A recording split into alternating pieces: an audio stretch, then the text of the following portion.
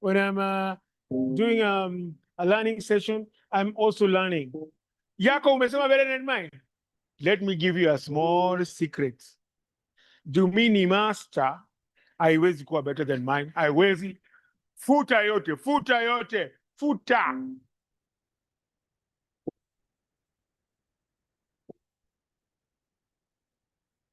So today we just had an exhibition, a workshop with a group from Tika and Rika. The workshop was about working with the two mediums, charcoal and acrylic paint. 3. You see? Surprise. So far away, uko mbali inakuwa lighter. Always remember, make your sky far away lighter. Nearer, huku kuja juu yako inakuwa darker. Hiyo inaitwa perspective of color.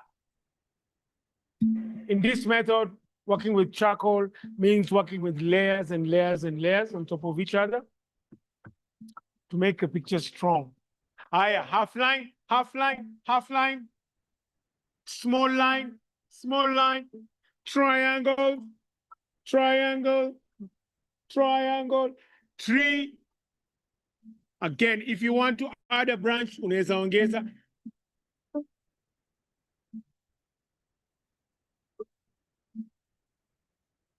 Using the corner of your rubber, tafuta where the straight line is, una rub kienda hivi.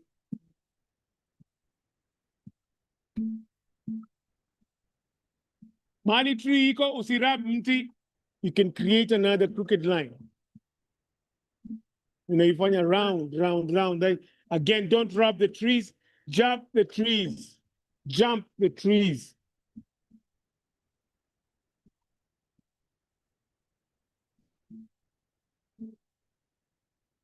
One, 2, 3. Look at your paint. Look at the way it's so strong. I like it. I like it. Mona nini tumefanya? Tumechora mti mbili, alafu kwa nyuma imekuwa kama ka forest. So when you're shading, I'm going to show a black and white picture. Anything that is far away, kitu yote iko mbali, inakuwa weak. That's why tuliwacha kufanya the straight line and the crooked line, ndo zisonge nyuma. Alafu, the main tree, which is the nearest one, hizi tree mbili ni same size. Lakini huyu yuko karibu, tumemfanya stronger, na mkubwa kushinda mbali, hiyo inaitwa perspective.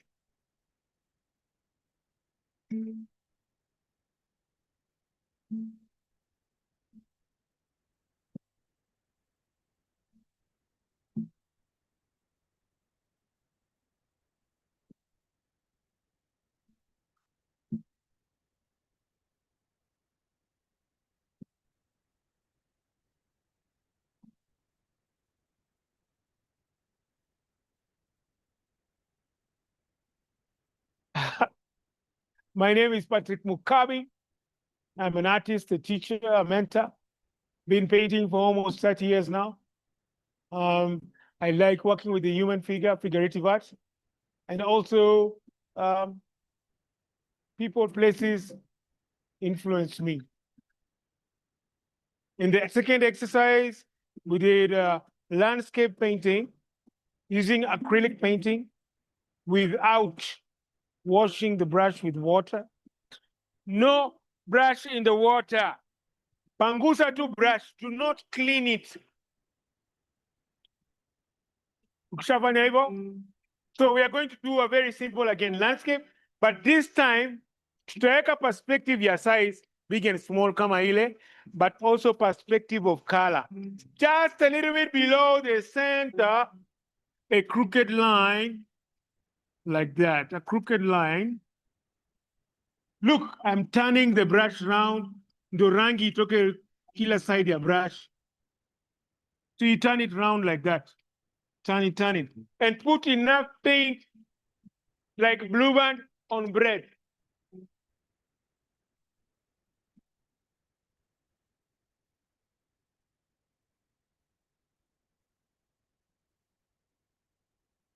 So your brush is having blue, because tumemaliza na blue, bluish whitish.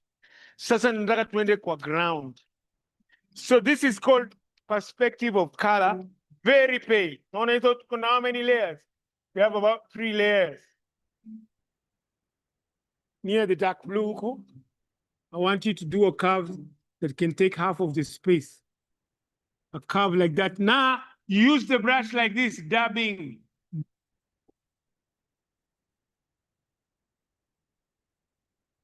From this tree here, mpaka kwa dark green. Nitaka tuchore the trunk. You paint the trunk. Mpaka hapa chini kabisa. Mpaka chini hapa kabisa kwa dark green. The trunk. I'm putting extra branches.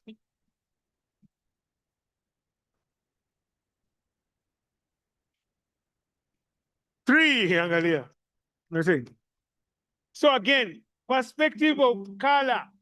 Itu kwa mbali, weaken the color. Kama ni blue, weaken it. Kama ni red, weaken it. Kwa karibu, give it power.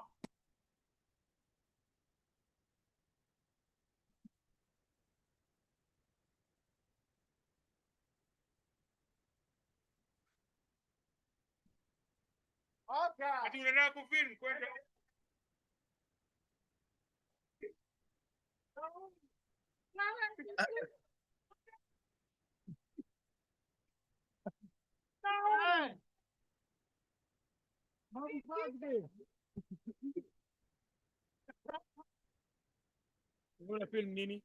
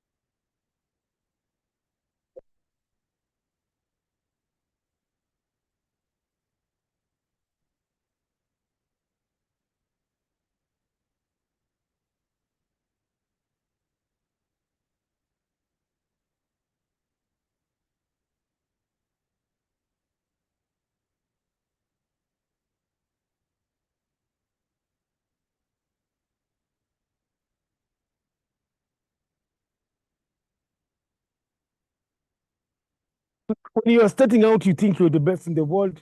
Nothing can stop you. But you should always have a plan. This is what I want to do from here till when? Till when?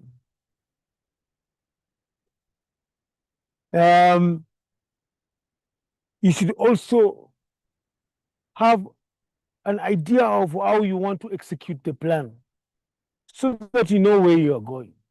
Okay? But from experience, every 3 years, things change.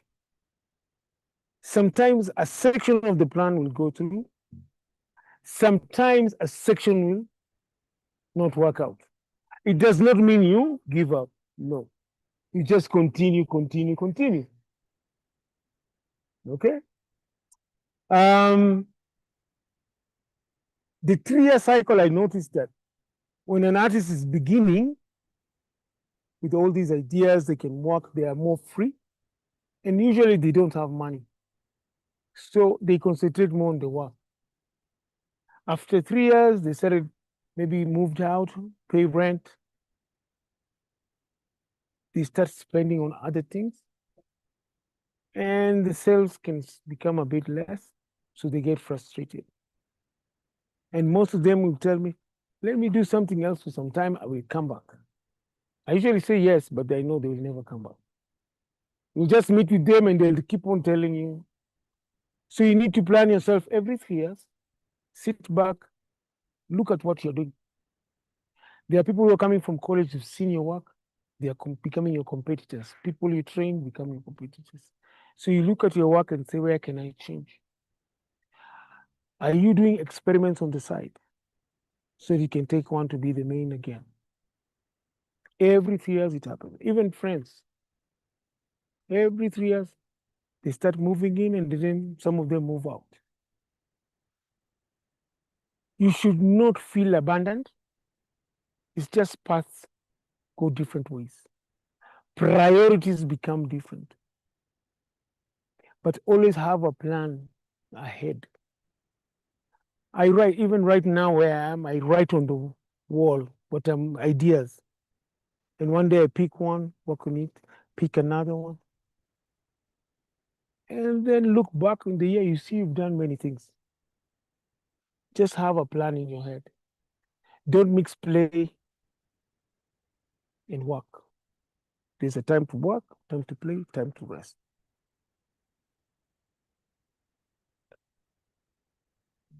Working with kids and grown-ups, it basically comes down to the interest. Who's got the interest? There are people who don't have the talent, but they have a very strong interest that makes them want to learn. It's easier to work with such a person than somebody who's got a lot of talent, but no interest. You start pulling and pushing each other for just a simple projects. For me, I usually look at who's got the interest, who's walked all the way to come and see me, who's gone through all that trouble to show me what they are doing. That is the person I can start working with. But somebody who's dragged into my studio and then does not want to paint, does not want to draw, I have to always be telling them, do this, do that. That one I don't like. That one I don't like. So that one I know basically is not a very good student. My name is Patrick Mukabi.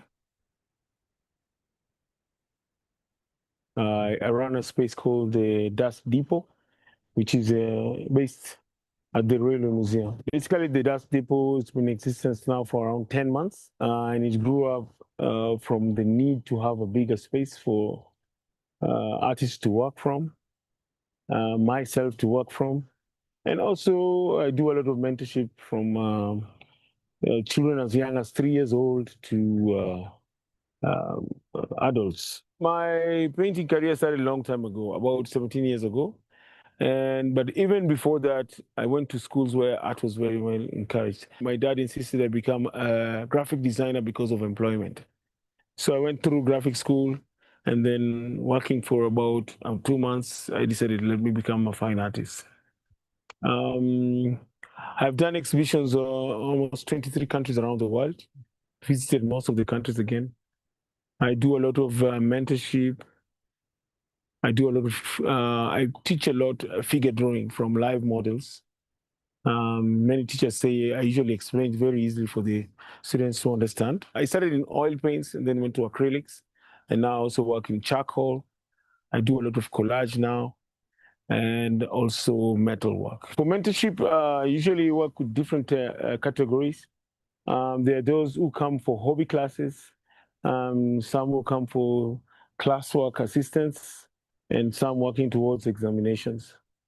I also have young adults who want to join art college, and we come and prepare portfolio. Mostly the young ones, it's during holidays to keep them busy. We paint, we do charcoal work, we do a bit of craft, like making 3D objects from found things around the house. And then also for teenagers, we learn how to paint, draw, perspective, things like light and shadow, basic colors, like primary colors, secondary colors, concept of colors, and how to work with the layers on top of each other to create a strong image. And it's not only in the studio, sometimes it's also social work, you know.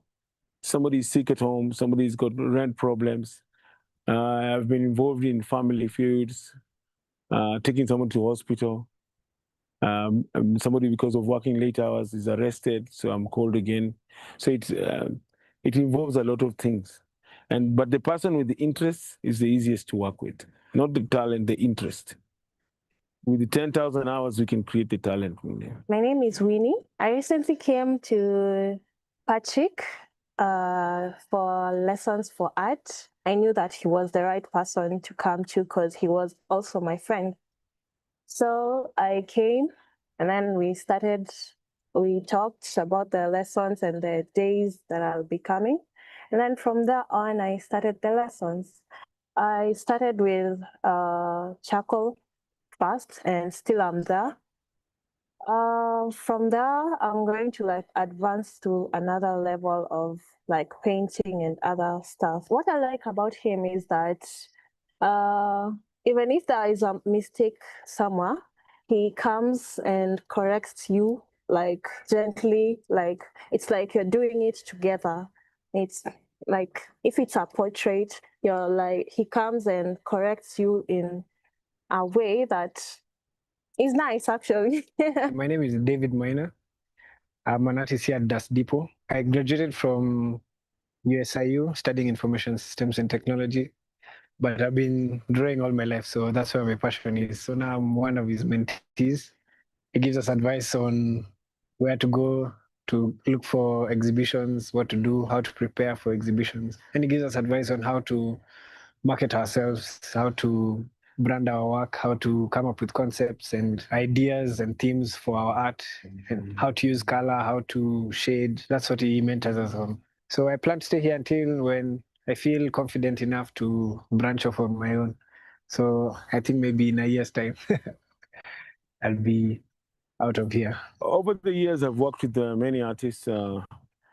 Some came direct from high school, some came from college, and some were just found like who dropped in like hobbies, and people are changing careers also. I have like Dixon Kaloki, Martin Oniz, Charles Ngatia. Many of them I've worked with them. The late Kinde, Omosh Kinde, I worked with him also. I have a student who was an accountant with Microsoft, and now she also does a lot of art and exhibitions. And then over the years, students who become designers, illustrators, animators. I meet them in the field now when we do exhibitions, and somehow they become my colleagues and also my competitors. I've done pieces for the Kenya government now. I've done for State House. Right now, we're organizing for a big bank to do some work for them. And it's trying to think like them. Many artists do not want to become, do not want to conform to the business world. But the business world has got deadlines, it's got presentations, which you have to meet, and then hopefully you get the job. To become an artist, to tell you the truth, is not easy. We deal with a commodity which is, people feel it's not very necessary. It is also not like medicine where when you get sick, you need to buy the medicine to. So this is not easy, it's very hard. But my advice is it's possible. It's possible to become an artist.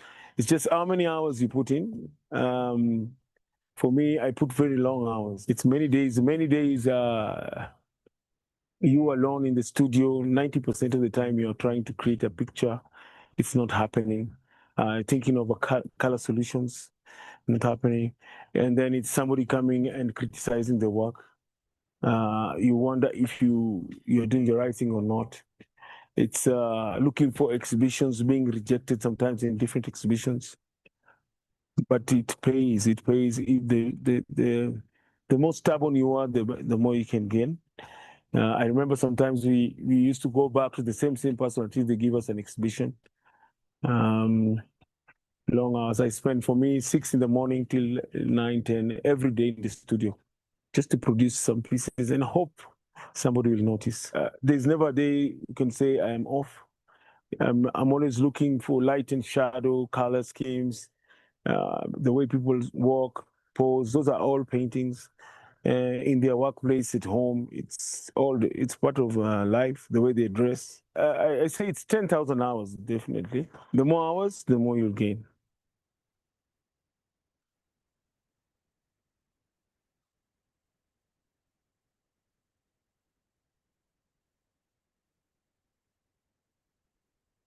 Zile containers kuna Wilbur 1 2 1 2 Wilbur My name is Patrick Mukabi. I'm an artist, a painter, a mentor, and all that rounds. So I've been painting for the last 20 something years. And this started a long time ago. From primary school, art has always been in my focus. Then even in college, I did graphic design, which is somehow related to art. So it's been known, it was like a natural progression to becoming an artist and growing into the industry. It started actually like a natural progression. And when I finished schooling, the question was become a fine artist, a graphic designer, a mechanic, or an engineer. And I think art took over. So I actually went to graphic school and worked with I tried to work as a graphic designer, but my heart was still in fine arts. And after a bit of argument with my parents, they decided I can try to do it because now that I have a certificate, I can go try fine art. And if it fails, I can come back again and do graphic design. And that's how it started, with a small capital of 2,000 shillings.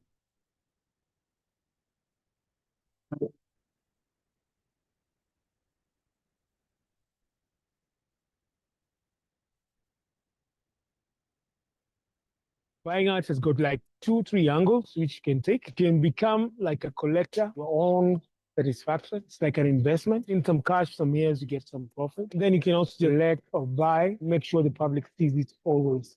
You can donate it into a museum or a big space. Buying art is different levels. Why you buy? It is an investment, definitely. You can buy your own leisure, the collector.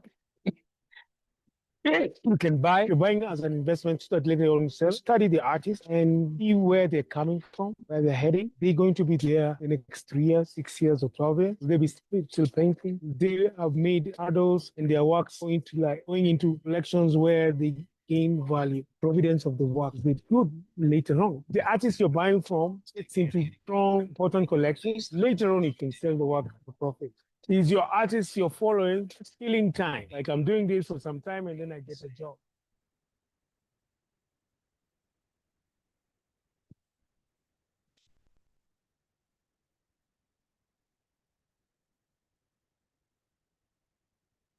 Good evening and thank you for coming. Asanteni sana kwa kutokea. My name is Jemo. I'm running errands around here. First announcement is the bathrooms are right there. There's candles for sale. There's a mural going on. You can put a mark. You can make a mark. There's 2 murals. You can be guided in case unafeel si artists. Artist ni wengi, huwezi lose it. The announcement right now before we kick off and start, tea is ready at the Java van out there. Please, please, please, go get some tea. We have tea and juice and wherever. Mtaona, kwa hivyo karibuni sana. We know Java having Panye's work and they are here till the end. So that's a good sign. Alafu matangazo yetu pia ukikuja ni poa ukikunywa chai. Najua mko poa, but ni poa mkikunywa chai. Karibuni.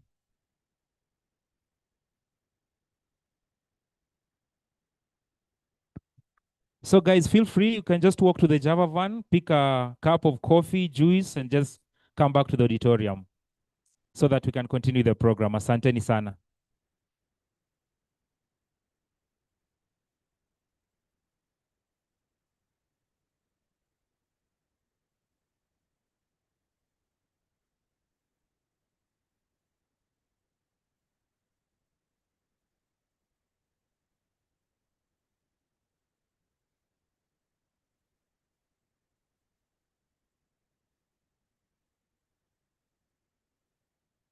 juu mi ni master, haiwezi kuwa better than mine. Haiwezi.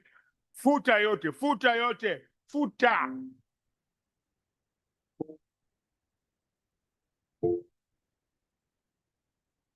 So today we just had an exhibition, a workshop with a group from Tika and Rika. The workshop was about working with the two mediums, charcoal and acrylic paints. 3. You see? Surprise. So far away, uko mbali inakuwa lighter. Always remember, make your sky far away lighter. Nearer, huku kuja juu yako inakuwa darker. Hiyo inaitwa perspective of color. In this method, working with charcoal means working with layers and layers and layers on top of each other to make a picture strong. Higher, half line, half line, half line, small line, triangle, triangle, triangle, tree. Again, if you want to add a branch, unaweza ongeza.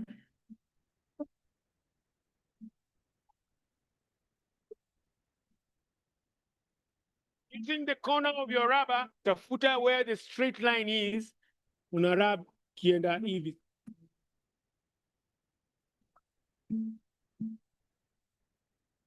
Mali tree iko usirab mti, you can create another crooked line. Unaifanya round, round, round. Again, don't rub the trees, jump the trees, jump the trees.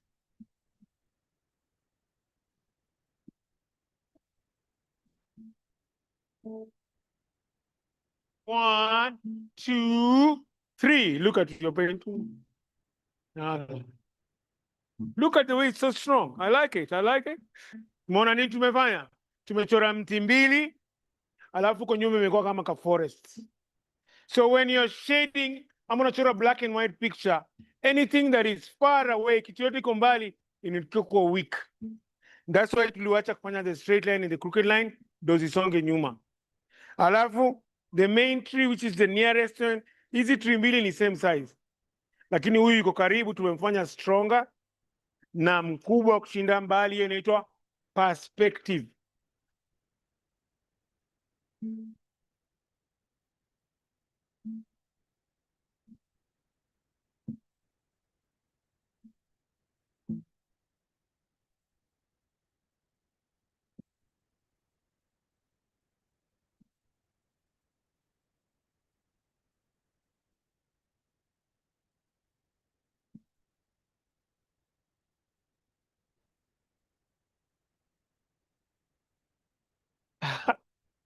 My name is Patrick Mukabi. I'm an artist, a teacher, a mentor. Been painting for almost 30 years now. I like working with the human figure, figurative art, and also people, places influence me. In the second exercise, we did landscape painting.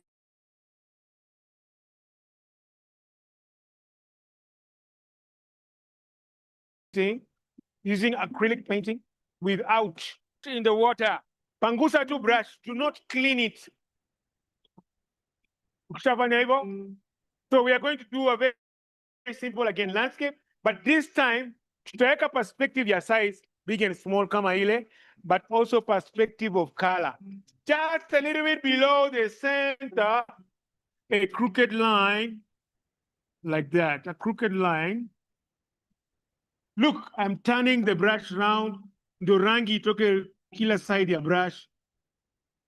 So you turn it round like that. Turn it. And put enough paint like blue band on bread.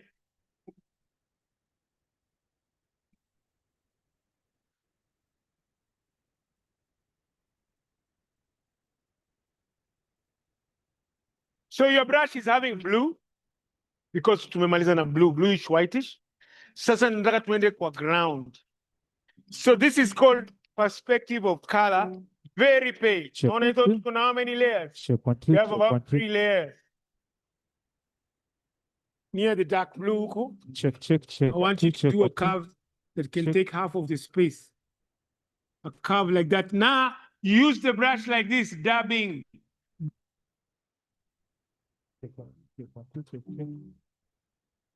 From this tree here, mpaka kwa dark green. Check 1 2, check 1 3, check 1 2, Nataka check tuchore 2, check the check. trunk. You paint the trunk. Mpaka hapa chini kabisa. Mpaka chini hapa kabisa kwa dark green. The trunk.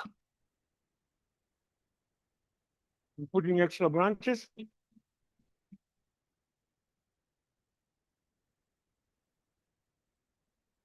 3, angalia. That's it. So again, perspective of color. Kitu kwa mbali, weaken the color. Kama ni blue, weaken it. Kama ni red, weaken it. Kwa karibu, give it power.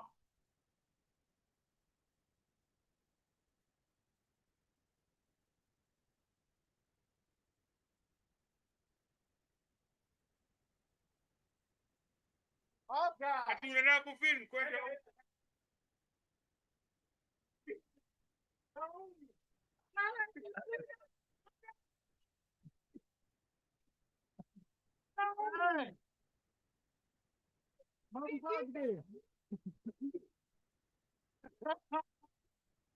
Una film nini?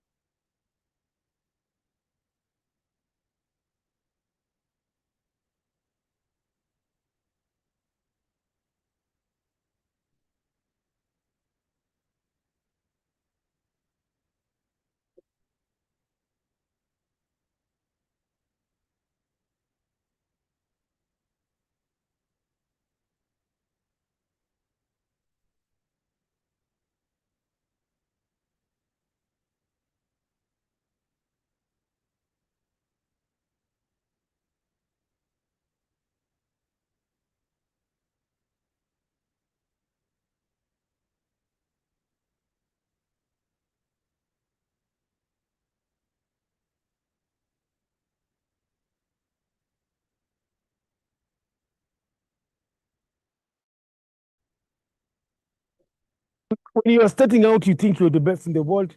Nothing can stop you. But you should always have a plan. This is what I want to do from here till when? Till when?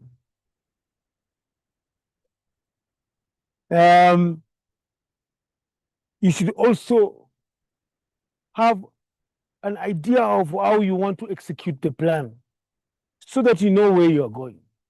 Okay? But from experience, every 3 years, things change. Sometimes a section of the plan will go through. Sometimes a section will not work out. It does not mean you give up. No. You just continue. Okay? The 3-year cycle, I noticed that when an artist is beginning with all these ideas, they can work, they are more free. And usually they don't have money. So they concentrate more on the work.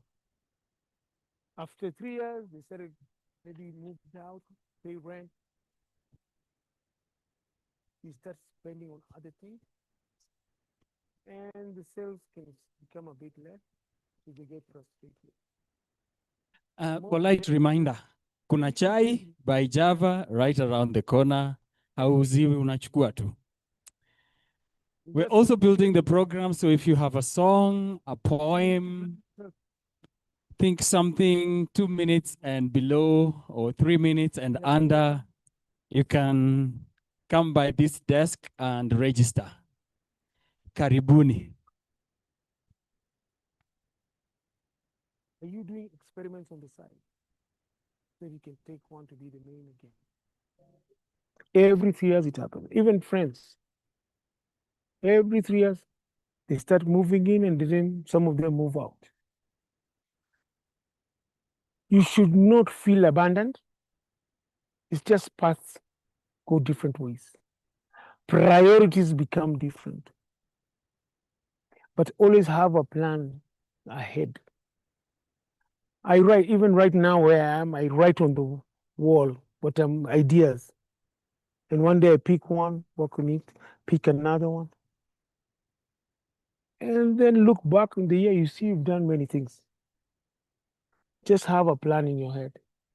Don't mix play and work. There's a time to work, time to play, time to rest.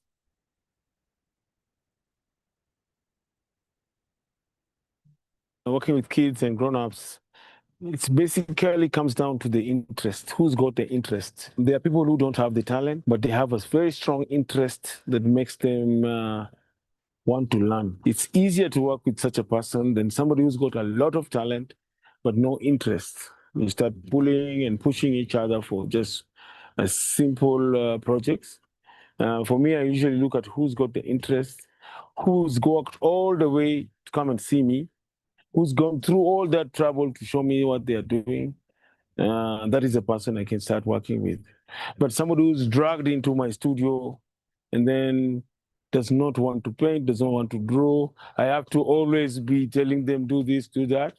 That one I don't like. That one I don't like. So that one I know basically is not a very good student. My name is Patrick Mukabi.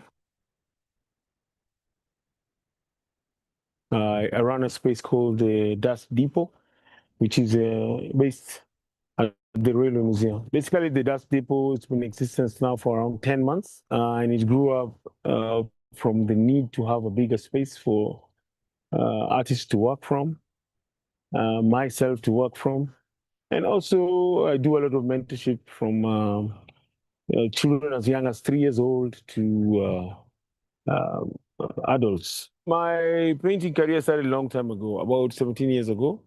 But even before that, I went to schools where art was very well encouraged. My dad insisted I become a graphic designer because of employment. So I went through graphic school, and then working for about 2 months, I decided let me become a fine artist. I've done exhibitions almost 23 countries around the world, visited most of the countries again. I do a lot of mentorship. I do a lot of, I teach a lot figure drawing from live models. Many teachers say I usually explain very easily for the students to understand. I started in oil paints and then went to acrylics, and I also work in charcoal. I do a lot of collage now, and also metal work. For mentorship, I usually work with different categories. There are those who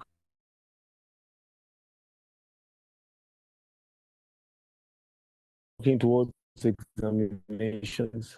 I also have young adults who want to join art college, and we come and prepare portfolio.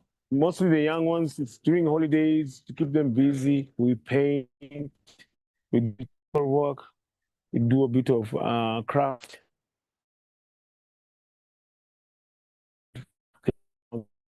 Then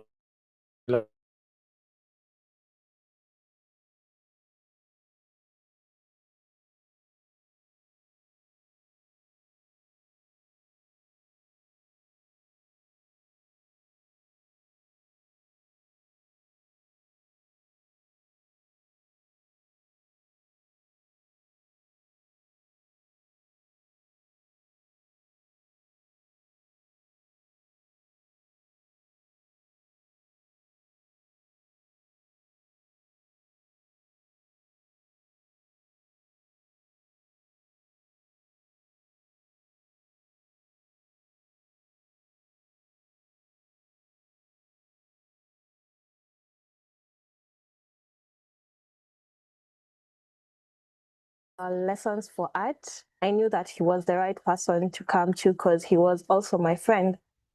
So I came And then we talked about the lessons and the days that I'll be coming. And then from there on, I started the lessons. I started with charcoal first, and still I'm there. From there, I'm going to like advance to another level of like painting and other stuff. What I like about him is that even if there is a mistake somewhere, he comes and corrects you like gently, like it's like you're doing it together. It's like if it's a portrait, you're like he comes and corrects you in a way that is nice actually. My name is David Moina.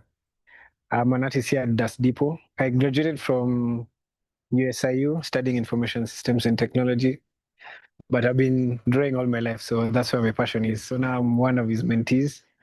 He gives us advice on where to go to look for exhibitions, what to do, how to prepare for exhibitions. And he gives us advice on how to market ourselves, how to brand our work, how to come up with concepts and ideas and themes for our art, and how to use color, how to shade. That's what he mentors us on. So I plan to stay here until when I feel confident enough to branch off on my own.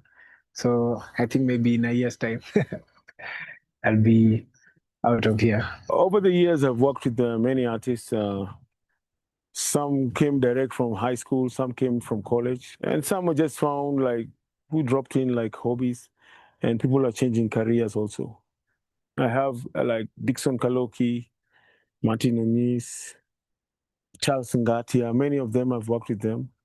The late Kinde, Omosh Kinde, I worked with him also. I have a student who was an accountant with Microsoft, and now she also does a lot of art and exhibitions. And then over the years, students who become designers, illustrators, animators. I meet them in the field now when we do exhibitions, and somehow they become my colleagues and also my competitors. I've done pieces for the Kenya government now. I've done for State House. Right now, we are organizing for a big bank to do some work for them. And it's trying to think like them. Many artists do not want to become, do not want to conform to the business world. But the business world has got deadlines, it's got presentations, which you have to meet, and then hopefully you get the job. To become an artist, to tell you the truth, is not easy. We deal with a commodity which is, people feel it's not very necessary. It is also not like medicine where when you get sick, you need to buy the medicine to. So this is not easy, it's very hard. But my advice is it's possible. It's possible to become an artist. It's just how many hours you put in. For me, I put very long hours. It's many days you alone in the studio. 90% of the time you're trying to create a picture. It's not happening. Thinking of color solutions, not happening. And then it's somebody coming and criticizing the work. You wonder if you're doing the right thing or not. It's looking for exhibitions, being rejected sometimes in different exhibitions. But it pays. It pays. If the more stubborn you are, the more you can gain. I remember sometimes we used to go back to the same person until they give us an exhibition. Long hours. I spent, for me, 6 in the morning till 9, 10 every day in the studio, just to produce some pieces and hope somebody will notice. There's never a day you can say I am off. I'm always looking for light and shadow, color schemes, the way people walk, pose. Those are all paintings. In their workplace, at home, it's part of life. The way they dress. I say it's 10,000 hours, definitely. The more hours, the more you'll gain.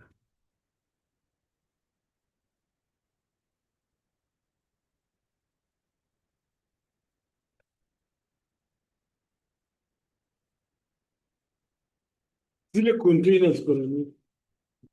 Wilbur 1, 2, 1, 2, Wilbur.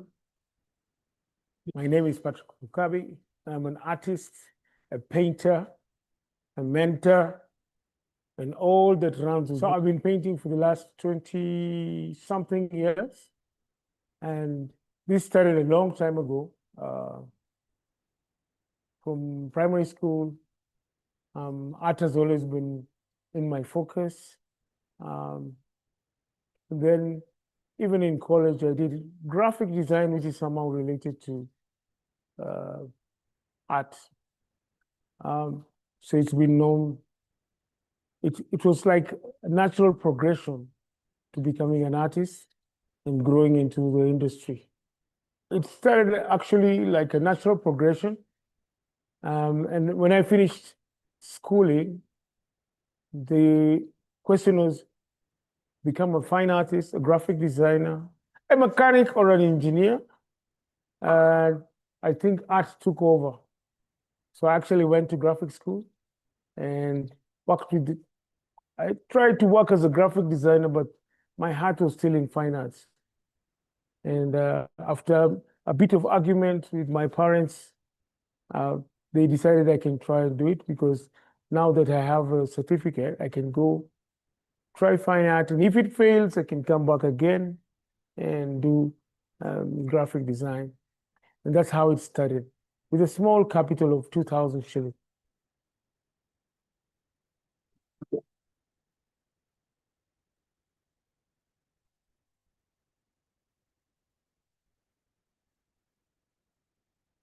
Buying art has got like 2-3 angles which you can take. You can become like a collector, your own satisfaction. It's like an investment. In some cash, some years you get some profit. And then you can also select or buy, make sure the public sees it always. You can donate it into a museum or a big space. Buying art is different levels why you buy. It is an investment, definitely. You can buy your own leisure, the collector. You can buy, you're buying as an investment so that later on sell, study the artist and see where they're coming from, where they're heading. They're going to be there the next 3 years, 6 years, or 12 years. They'll be still painting. They have made adults and their works going into collections where they gain value, providence of the work. They could later on. The artist you're buying from, it's into strong, important collections. Later on, you can sell the work for profit. Is your artist you're following stealing time? Like I'm doing this for some time and then I get a job, I'll disappear. That is the gamble you have to take because many come from college within the first 3 years, half have dropped out, and then slowly some disappear. Did you get a one-off piece or is this person building?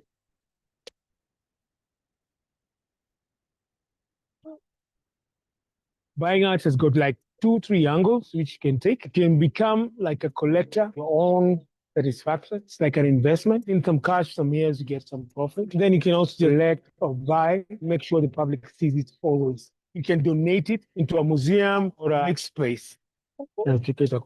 Buying art in different levels why you buy.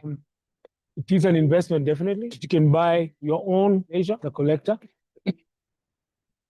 You can buy, you're buying as an investment so that later on sell, study the artist and see where they're coming from, where they're heading. They're going to be there the next 3 years, 6 years, or 12 years. They'll be still painting. They have made adults and their works going into collections where they gain value, providence of the work. They could later on. The artist you're buying from, it's into strong, important collections. Later on, you can sell the work at a profit. Is your artist you're following stealing time? Like I'm doing this for some time and then I get a job, I'll disappear. That is the gamble you have to take because many come from college within the first 3 years, half have dropped out, and then slowly some disappear. Did you get a one-off piece or is this person building?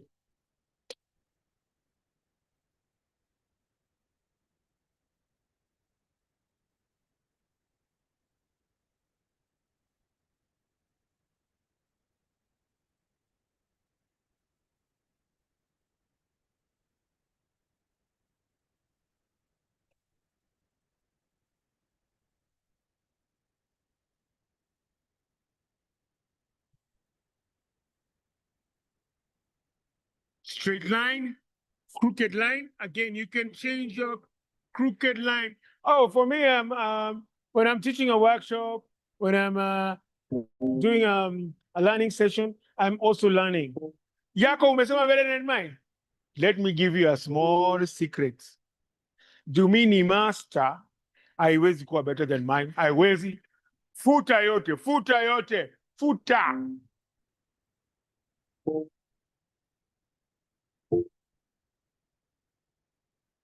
So today we just had an exhibition, a workshop. with a group from Tika and Rika. The workshop was about working with the two mediums, charcoal and acrylic paint. 3. You see? Surprise. So far away, uko mbali inakuwa lighter. Always remember, make your sky far away lighter. Nearer, huku ikikuja juu yako inakuwa darker. Hiyo inaitwa perspective of color. In this method, working with charcoal means working with layers and layers and layers on top of each other to make a picture strong. Half line, half line, half line, small line, small line, triangle, triangle, triangle, tree. Again, if you want to add a branch, unaweza ongeza.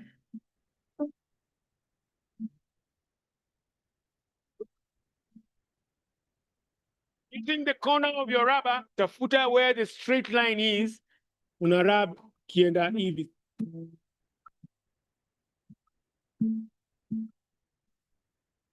Mali tree iko usirab mti, you can create another crooked line.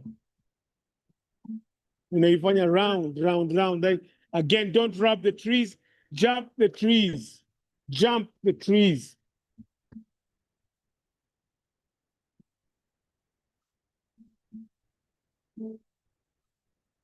One, 2, 3. Look at your paint. Now, look at the way it's so strong. I like it. I like it. Mona nini tumefanya? Tumechora mti mbili, alafu kwa nyuma imekuwa kama ka forest. So when you're shading, I'm gonna show a black and white picture. Anything that is far away, kitu yote iko mbali, inakuwa weak. That's why tuliwacha kufanya the straight line and the crooked line, ndo zisonge nyuma. Alafu, the main tree, which is the nearest one, hizi tree mbili ni same size. Lakini huyu yuko karibu, tumemfanya stronger na mkubwa kushinda mbali, hiyo inaitwa perspective.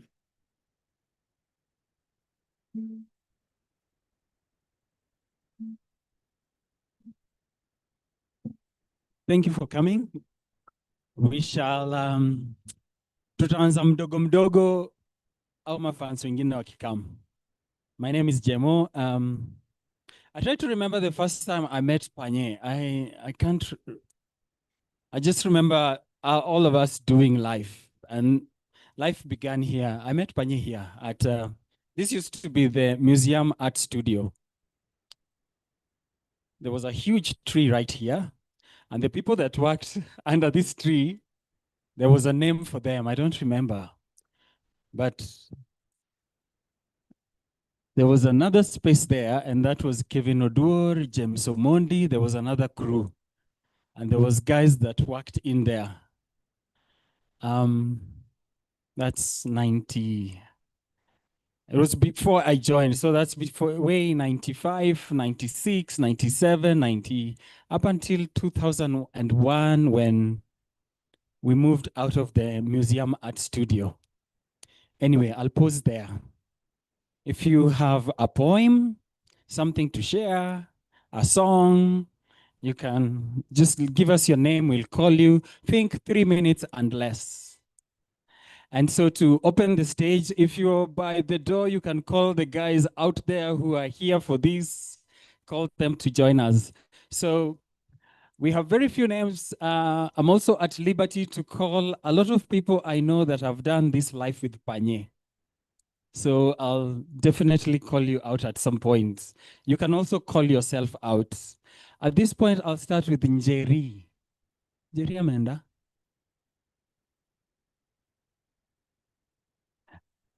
Yes, karibu. Put your hands together for...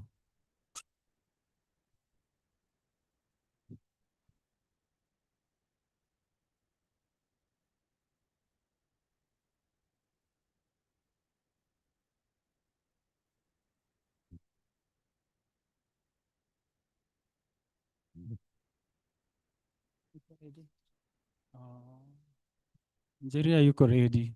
So napiga story ingine. Okay. I'd like to call upon Vincent. Vincent, uko ready? Karibu.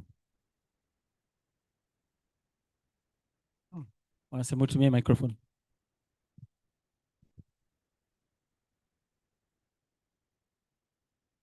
Putting extra branches. Hello.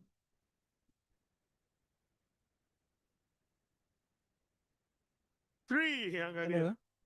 See. So again, perspective of color. Kitu kwa mbali, weaken the color. Kama ni blue, weaken it. Kama ni red, weaken. Hello. Hi. Am I audible enough?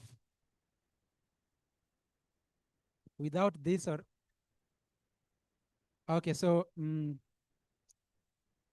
Vincent. Many things. First of all, a collector, among others, but I achingly a poet. The first time I met Mukabi, not officially, in the Java shops, everywhere I interacted with this painting, then I said, oh, there's a guy called Mukabi. And then now officially, last year around January, when you're organizing an exhibition in Iran embassy. And what intrigued me about this great guy, this great artist, was how he used to blend with people.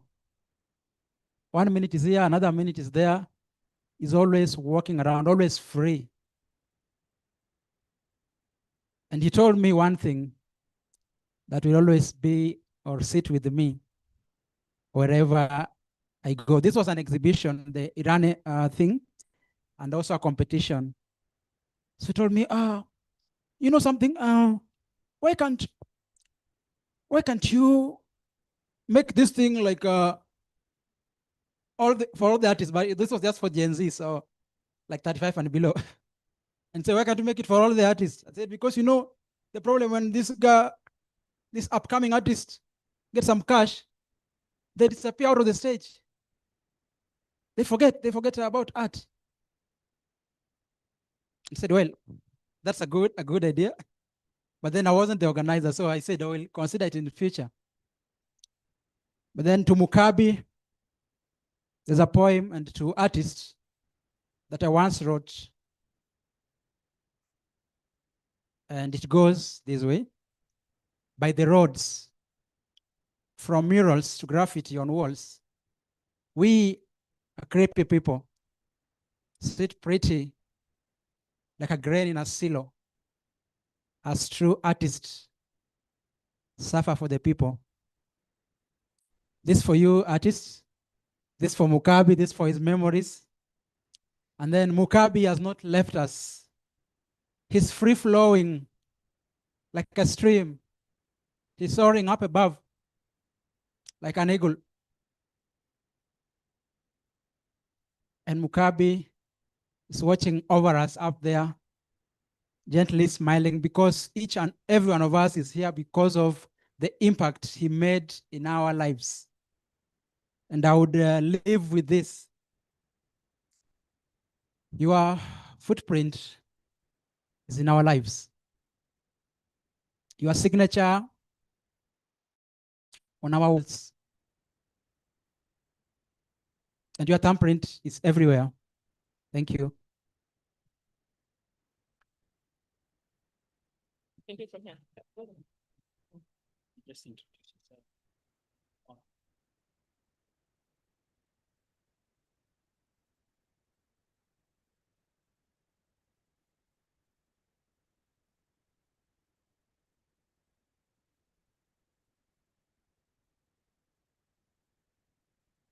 Good evening.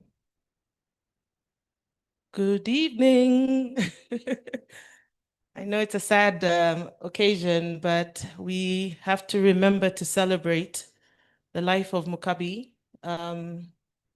He was a wonderful fellow, and he will remain in our hearts, and his memories will always stay with us forever. My name is Sylvia Jenga Kishia. I was previously the director at Kuona Trust. I think most of you would know me that way. I'm still in the art scene. and a good friend of Mukabi. So I'm here to give my tribute on behalf of not only myself, but just the general art community. Oh, it's heavy because it's heavy on my heart. I really loved this guy. So bear with me.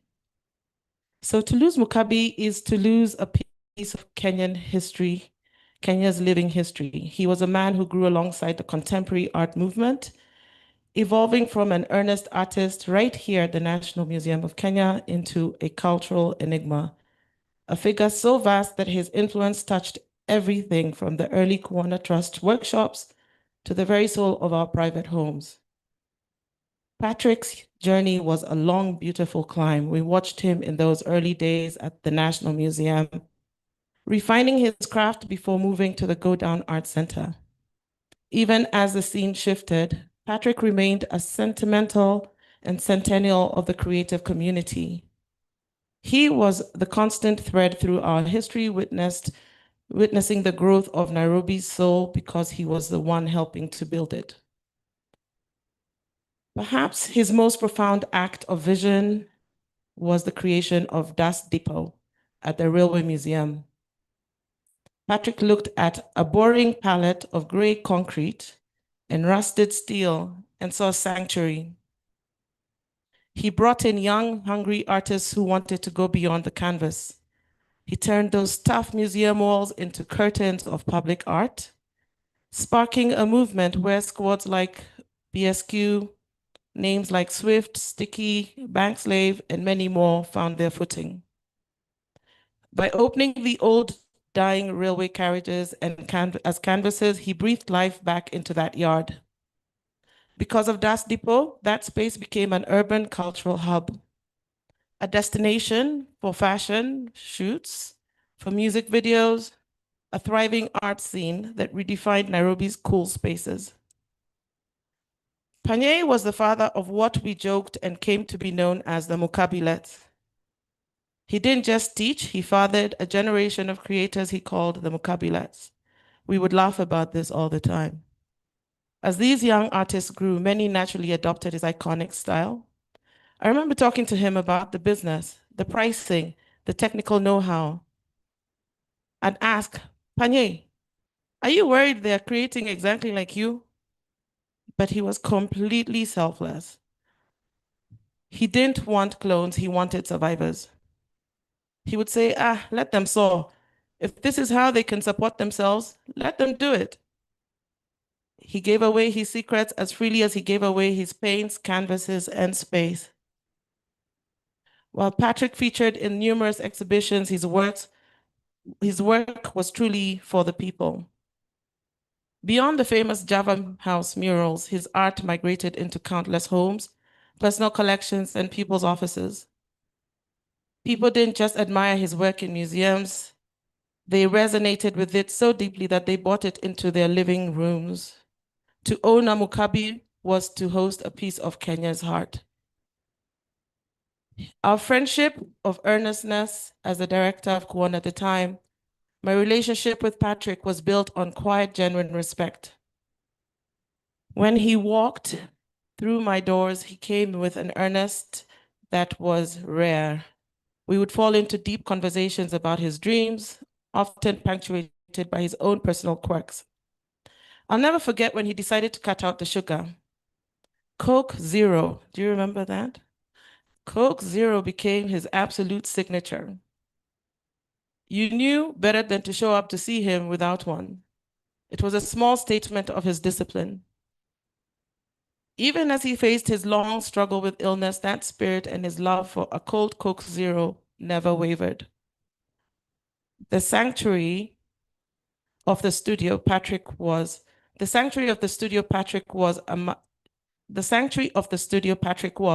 Mother Teresa for the struggling artists.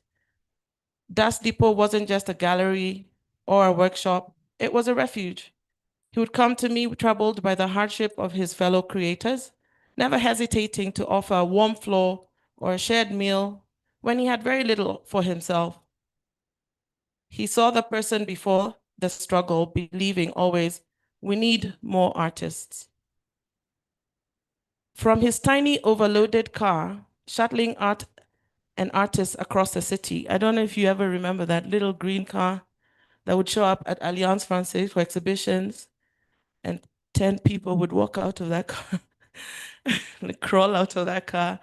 But he made it work. To the godfather of Kenyan street art renaissance, Patrick's footprints are everywhere. He was an epic man who stayed simple. He was a master who stayed a student. To lose him so soon feels like a silence where there should be a roar of color. But as we look at the art in our homes, in our spaces, the graffiti on the old train cabins and on the walls on the street, and sketches in the hands of Mukabi, we know he isn't truly gone. Farewell, Panye. We'll keep a Coke Zero on the table for you, and your brushes are still moving because of the fire you lit within us. It is well till we meet again.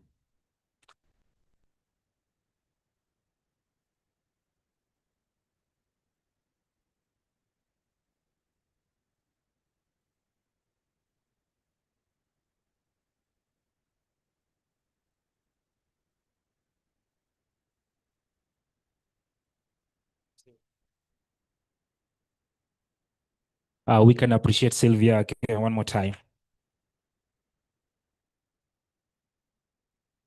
Okay, just to remind us that in our midst, we have people that have interacted with Panye in various ways, right? And we have people who do not know Panye at all, but they are here. Last night, ule mse wa Nairobi ako area. Those of us who are at kuona. Ule mse wa Nairobi ako. All right. So at this point in time, I'd like to invite Dora, who she has a poem for us, just for Panye. Let's appreciate Dora even as she comes.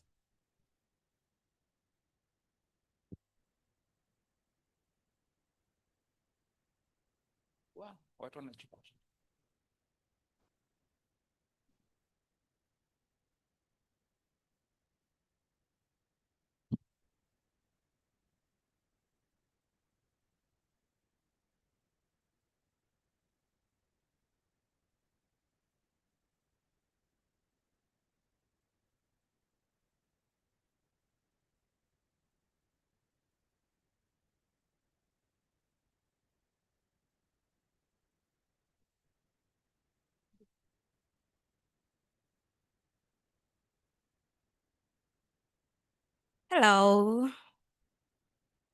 Yeah, of course, Mr. Patrick saw the world through the lens of beautiful canvases.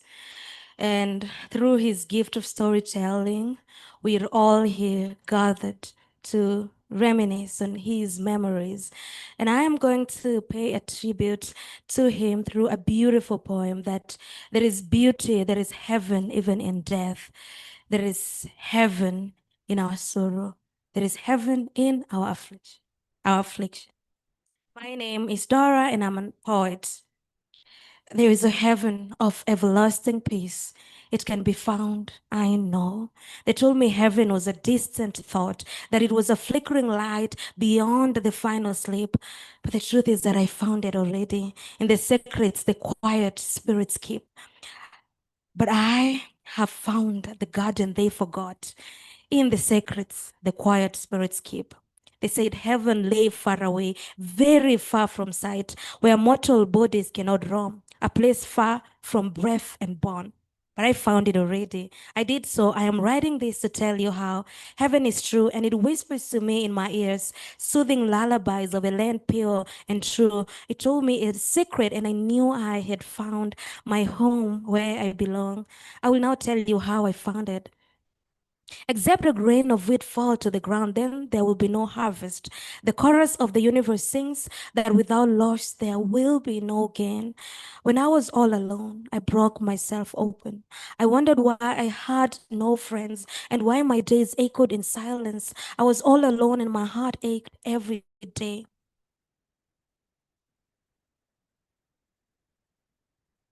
every time, crying about my solitude. But when I started hearing angels speak, my friends, I knew I wasn't all alone. I understood I had never been alone. And so I desired more loneliness, so I could even hear God speak. For in loss there is gain, and not just gain, but gain of something superior. For in loss there is freedom, for in loss there is finding, and in finding not the ordinary, I had found a more beautiful voice, more beautiful than that of mortals. I thought I lost everything when I lost my honor, but then in my understanding I gained my freedom. The freedom to be, for I had lost all shame.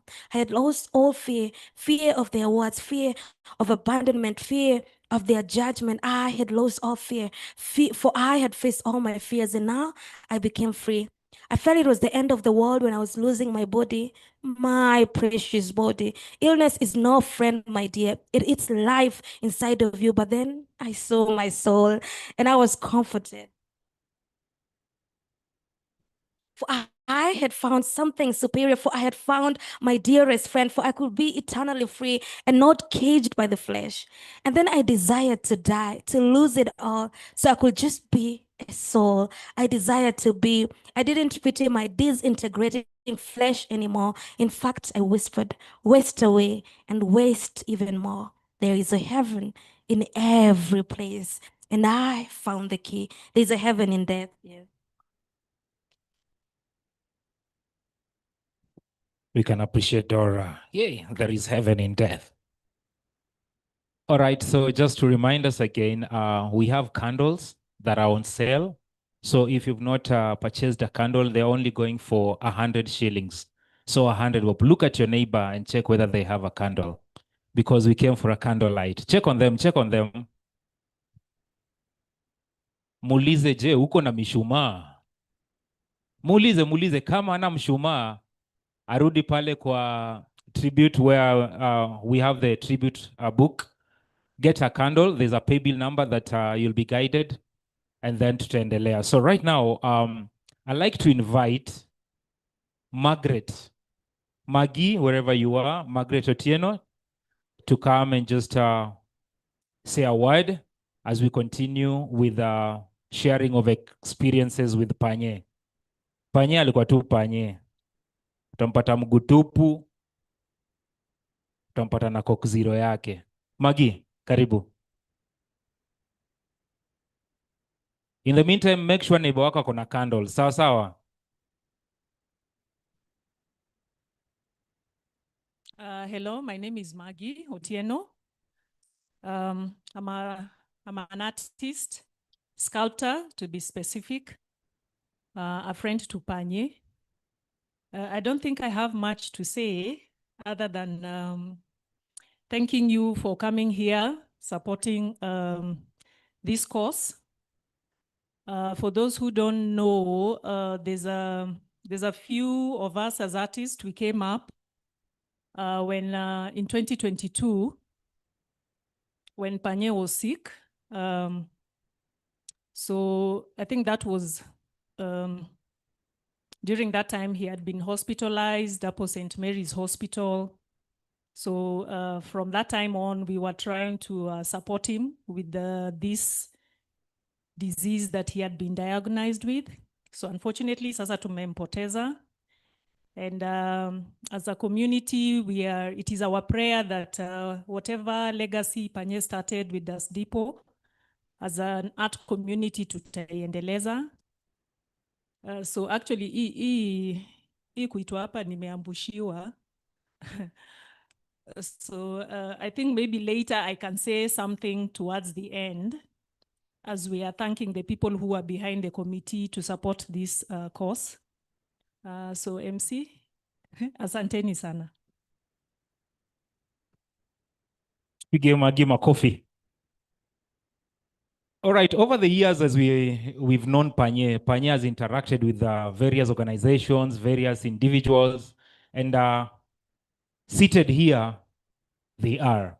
So right now, I'd like to call, if I call the organization, I think a representative will come forward and just share something about Panye, and so that we continue. So right now, do we have a representation from museum, the National Museum? Yes, we do.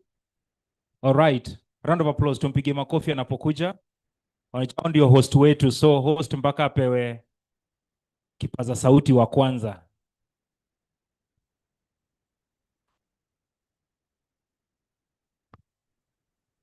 Habari zenu nyote. Karibuni National Museums of Kenya.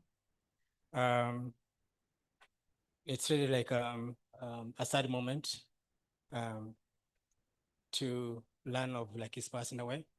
But Mukabi was one of the, I think one of the most remarkable Kenyan artists we worked with in many projects. And we hosted so many of the young people, there's many exhibitions of the artists he mentored.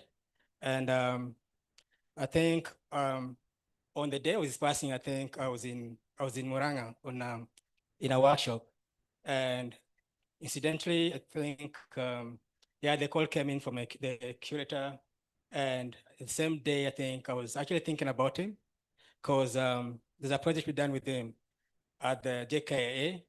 So I was actually thinking of how we're going to involve him in doing some of the repair of the works that are at the JKIA that he done. So yeah, now like that is gone. Actually, like I was left at a loss, not knowing what to do next. But now like we'll figure it out. So yeah, he's one of the most friendly people I've ever known. One of the most approachable artists. Panye was really genuine. I'll say like a very, very generous, very, very approachable, and we'll actually all miss him. Yeah, thank you. Thank you very much. So right now, from the museum, I'd like to acknowledge the presence of the Go Down Art Center. And I'd like now to welcome the Executive Director, Madam Joy Mboya, together with the Go Down team. Yeah, the Go Down.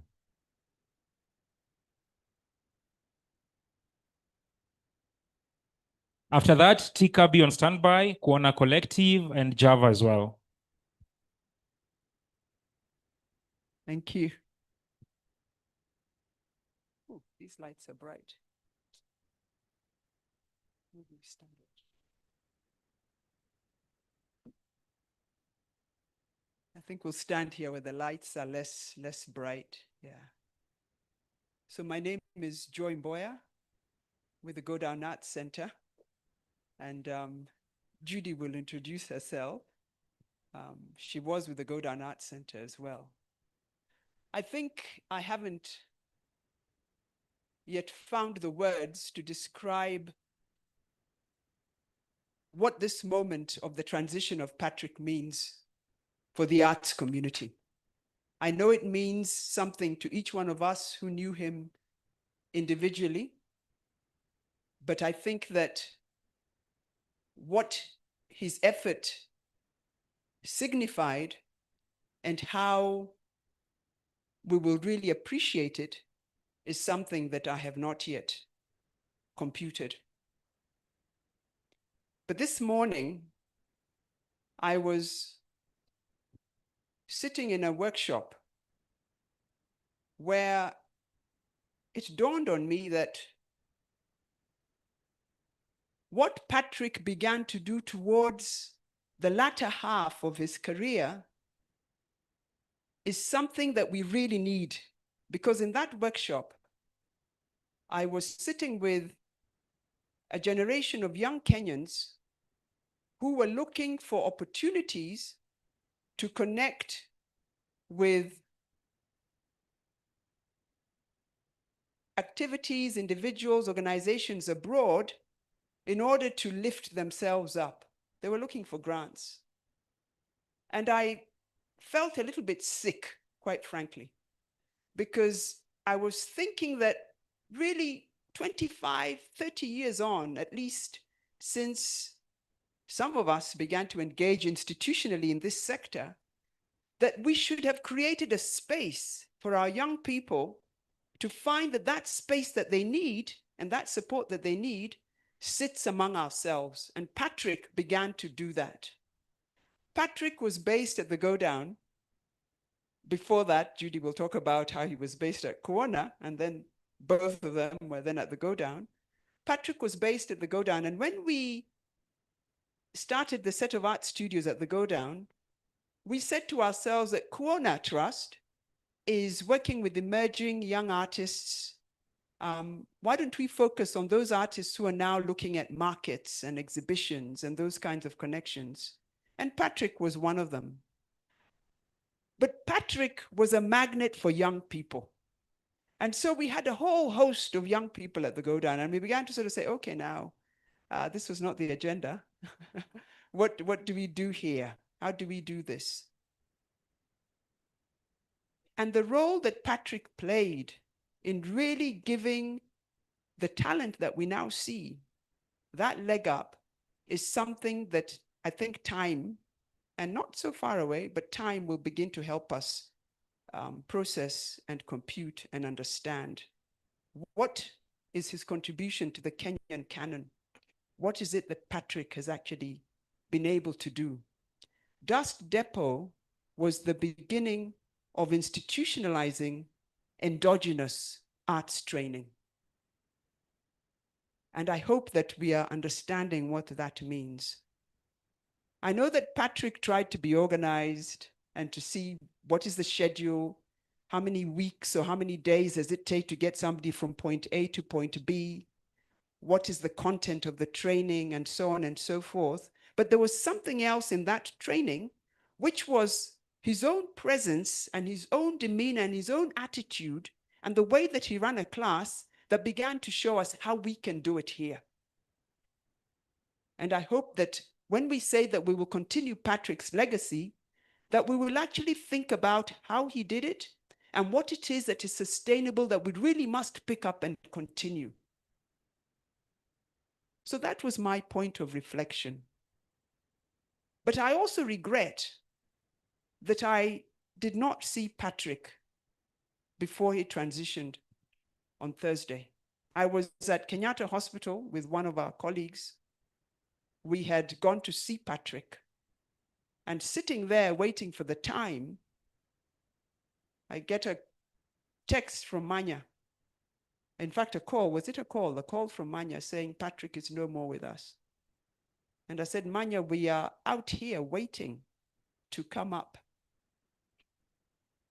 And the thing that I reflect about that is that we have no time, my friends. Let's make the best of the time that we have. Let us not dilly-dally. If we say we're going to do something around Patrick's legacy, let us do it.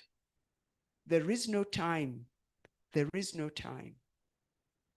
And I think I'll stop there and give dear Judy a chance to say something. Thank you, Joy.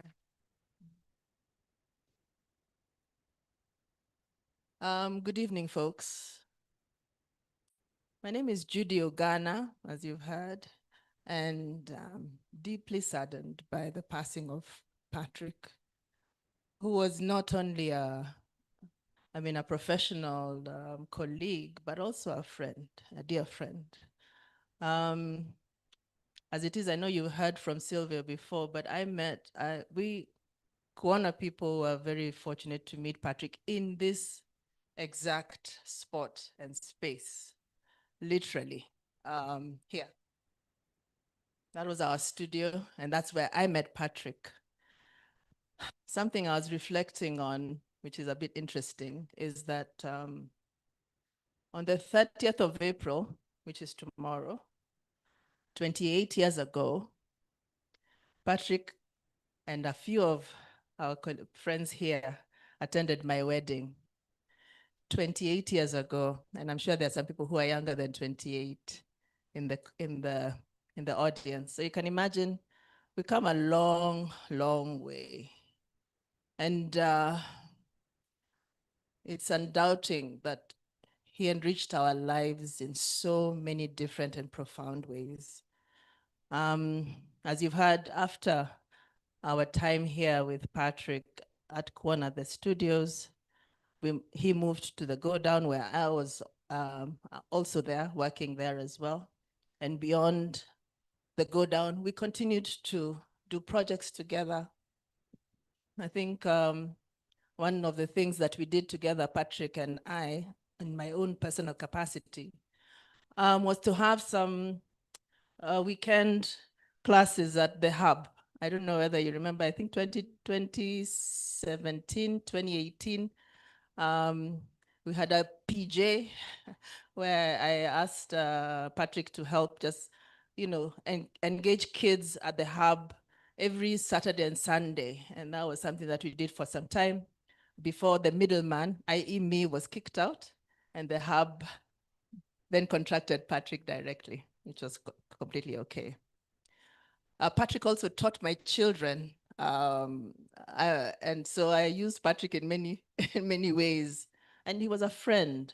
When my family needed an artist or an art piece, I was the hookup and Patrick was my guy. So we come a long way. And as Joy was saying, the last days of Patrick were very profound and very difficult.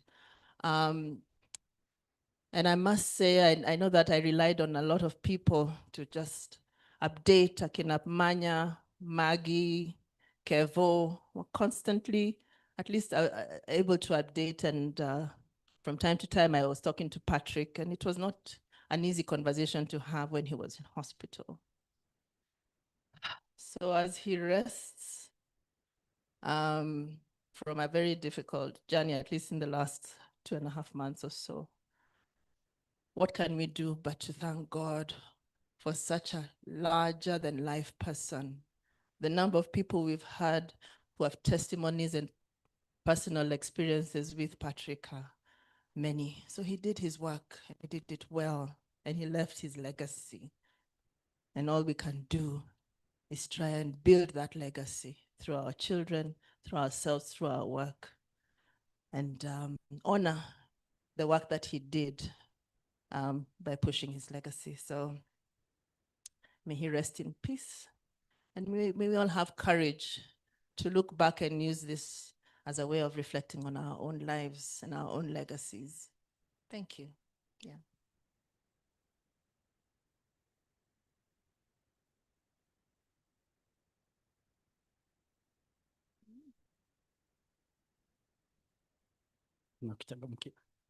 Asante sana Judy, asante sana Joy. Naomba tuchanganye hii program kidogo. When the Museum Art Studio, that's the word I was looking for. When the Museum Art Studio was here, there's a group that came in the beginning, and there's a group that came almost in the end of this. I have not won them, but I'd like to call 2 persons that were in this period. And it's Michael Soy, Peterson Kamwadi. I know they did life with Panye, so I'd like to, they can make it up as they come forward. I know they're here, I'm sure. So Michael Soy has known Panye since 95. Peterson came towards 2099. I'm not sure, he will tell us.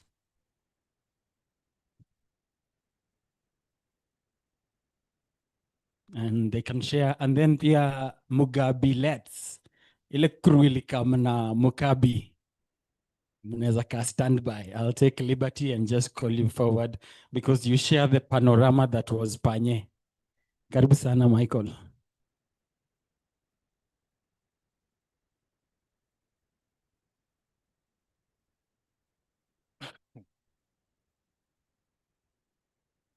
Well, Jemo, I knew Panye long before we came to Kuona. I knew him, I think, around in 1994. So I officially met him when we came to this place. That is almost 31 years ago. And straight out of, I still had 1 year left in art school. And when I came here, there was 2 people in here. There was Panye and there was Simon Moreithi. And these are the people who welcomed us. So as I was saying yesterday, Panye was one of these like extremely generous human beings. And one of the biggest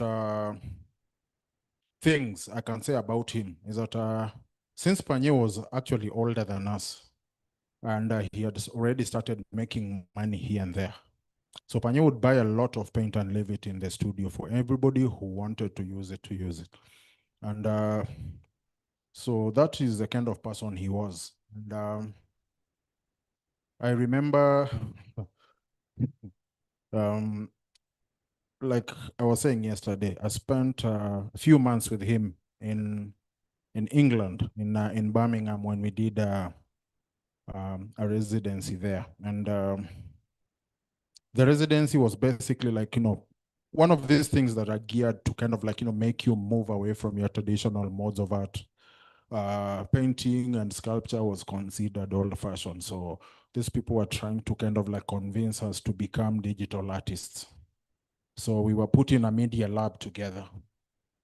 And the interesting thing about it is like, at least Panye had some skills when it came to editing.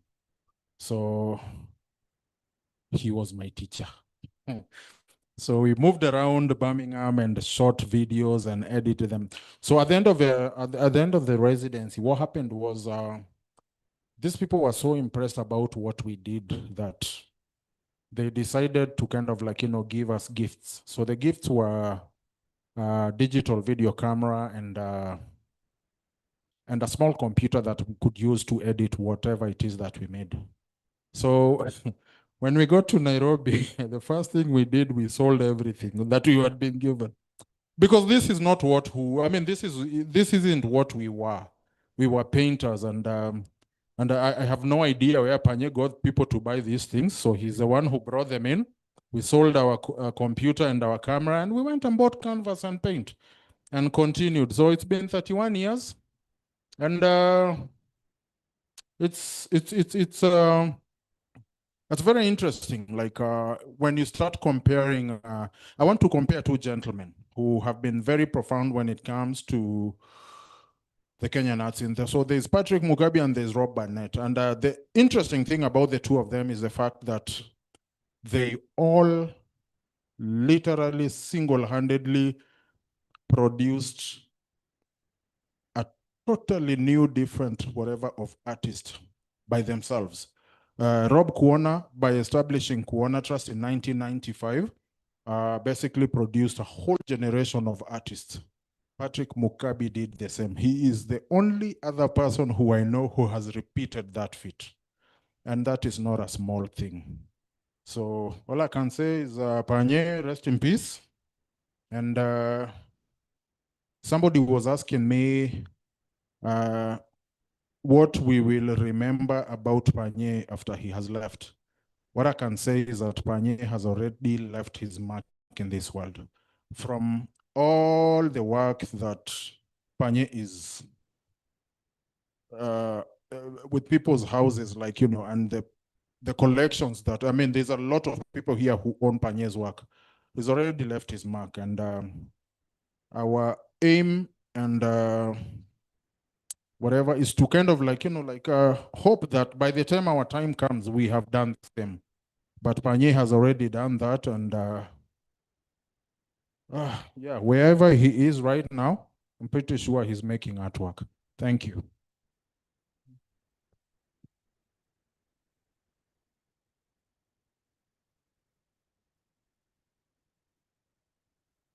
All right. I remember the videos that Soy and Panye did when they did their Birmingham residency. I think Soy did this thing of drink Coca-Cola. And that looks like he's holding a Coca-Cola bottle. I don't remember when I met Panye, but I know the first painting workshop I ever did was actually by him. The reason I remember that is also because the painting I did in the workshop was really not good, so it's one of the things that you look back and almost like a cringe moment. So when I joined the Museum Art Studio, the first artist I met was Simon Moredi, who I know is somewhere in the room. And the studio, Kuona Trust Museum Art Studio, used to have a model where I think there'd be 2 technical workshops a month.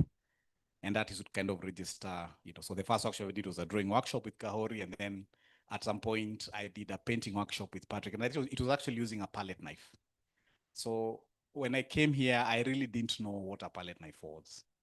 But I would say I've engaged with Patrick, I think, from an extremely foundational level, starting out fairly young, without the vocabulary of what the art world space would be, and also being part of a community, which was, this profound creative space.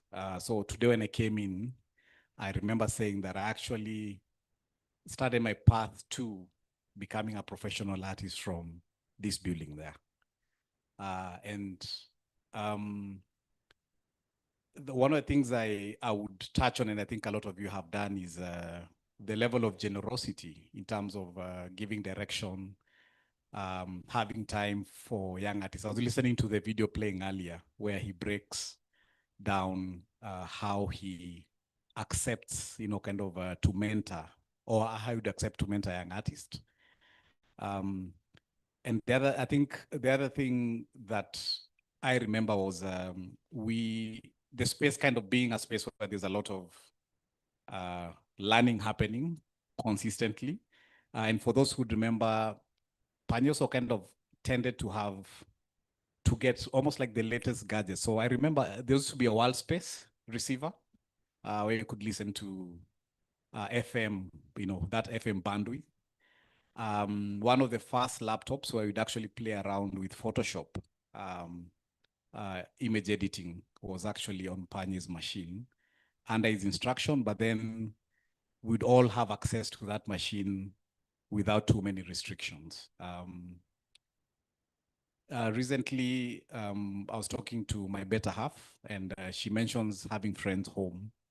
And then someone walks in and sees this painting and says, these are the paintings in Java.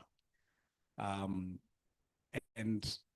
I think that level of recognition is, it's something amazing. The idea that we're able to access this artist who's really a household name also within the Kenyan space. I think one of the takeaways, I think today I shared a photo with Sir James, which is, I think, a photo from around 2-3 years ago. And this is right at the onset of one of his first injuries. And seeing him laugh, kind of while still having a cast on his feet.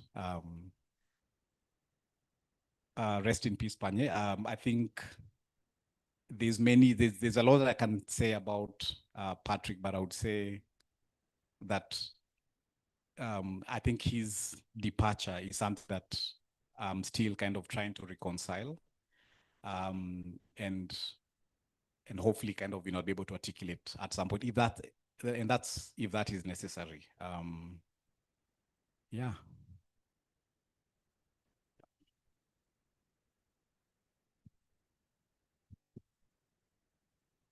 Asante Peterson.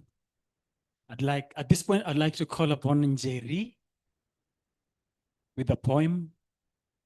Uko, yes, she's here.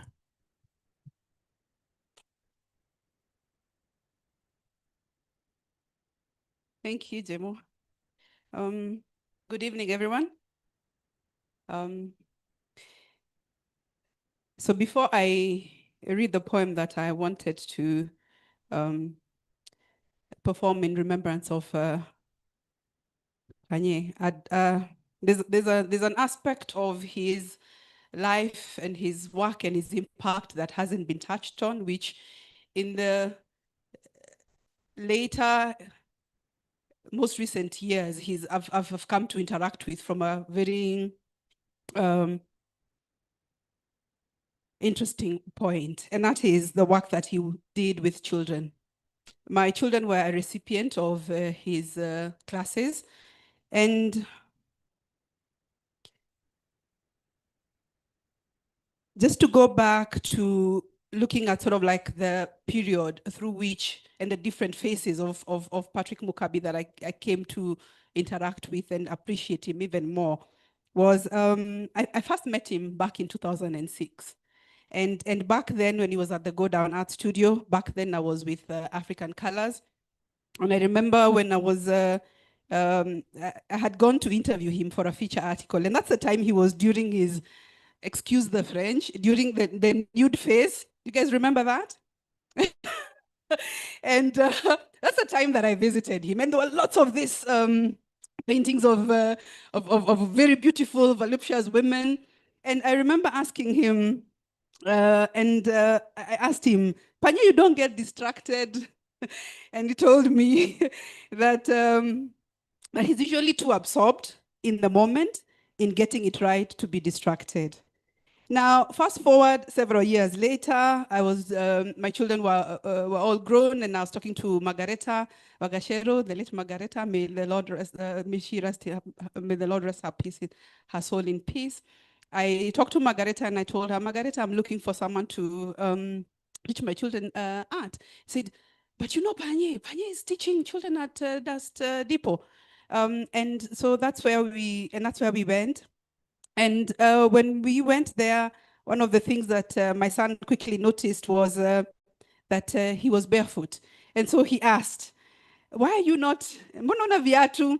And Panye's response was, I can't think well with my shoes on when I'm creating, and so I remove them. And so to them, I think this is the face of Patrick Mukabi that I got to interact with a lot more. He was Masupu, Uncle Supu. And so a lot of the interactions that we've had with my children talking about him and telling them about his passing and them referencing Master Supu, that comes to mind. So his impact in the lives of our children, all the children that he taught, I think that's one of the things that will be a lasting legacy. So I'd like to read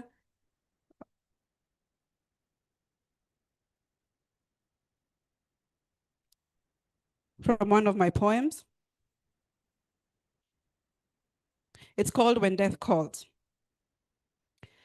When death calls with a whisper so sweet, wooing our hearts to a place where rest is the only desire we long for, do we smile as we embrace it? When death calls with loud staccato, so shrill, holding our bodies at ransom, one foot on a bed, the other on a cold sheet, do we shed a tear as it pulls? When death calls with melodies so sweet, turning our spirit into armor that rises beyond our dust, do we sing along with the angels? Rest in peace, Patrick Mukabi. Thank you.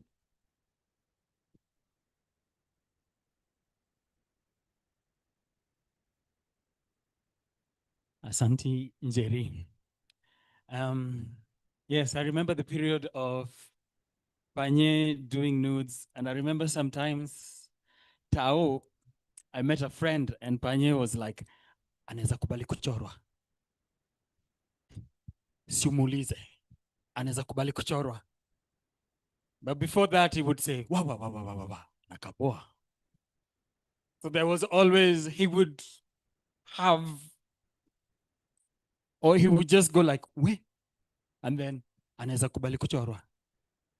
And then he would give the conditions and the agreement. I'd like to shift it from 95, 98. I'd like to take it to 2000 at Dust Depot. So I'll take the liberty to call upon Nyerere.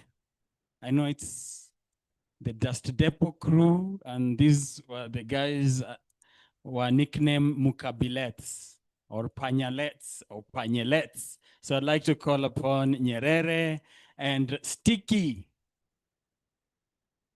the crew, the people that swam in the fountains where Panye was taking paintings. That group, the group that Panye used to take out of police station. The group that showed up with house paint for canvas. They have a totally different version from the Panye I know.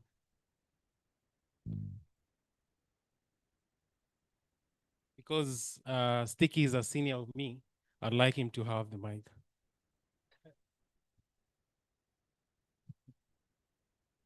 I have an announcement to make.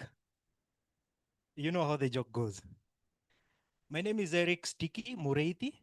I'm a visual artist, graffiti artist, former break dancer.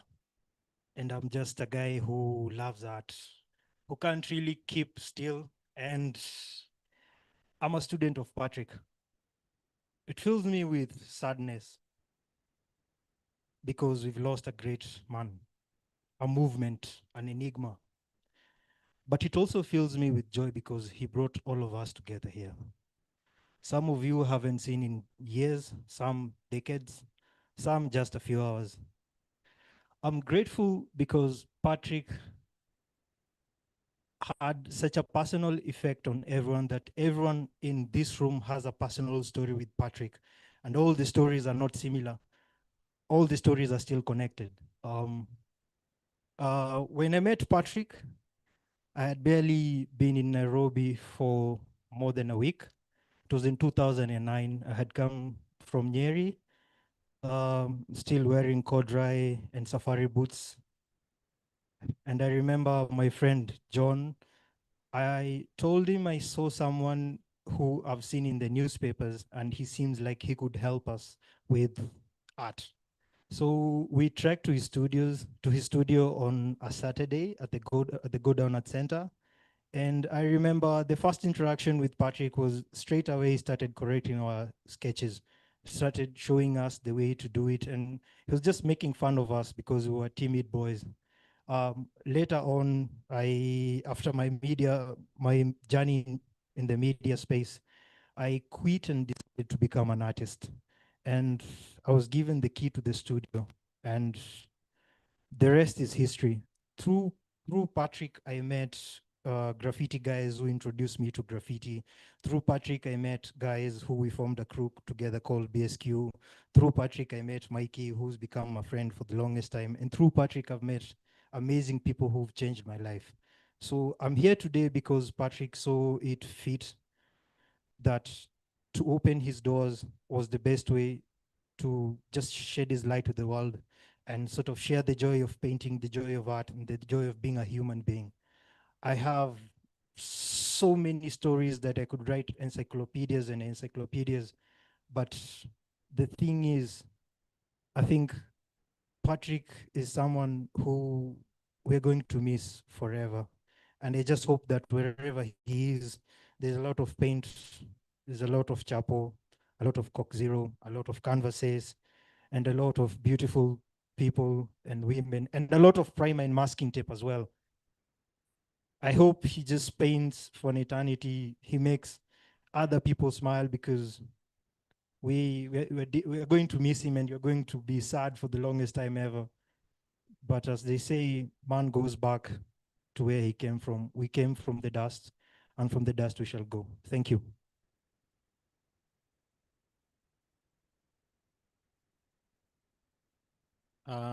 Thank you, Sticky. My name is Nyerere Michael.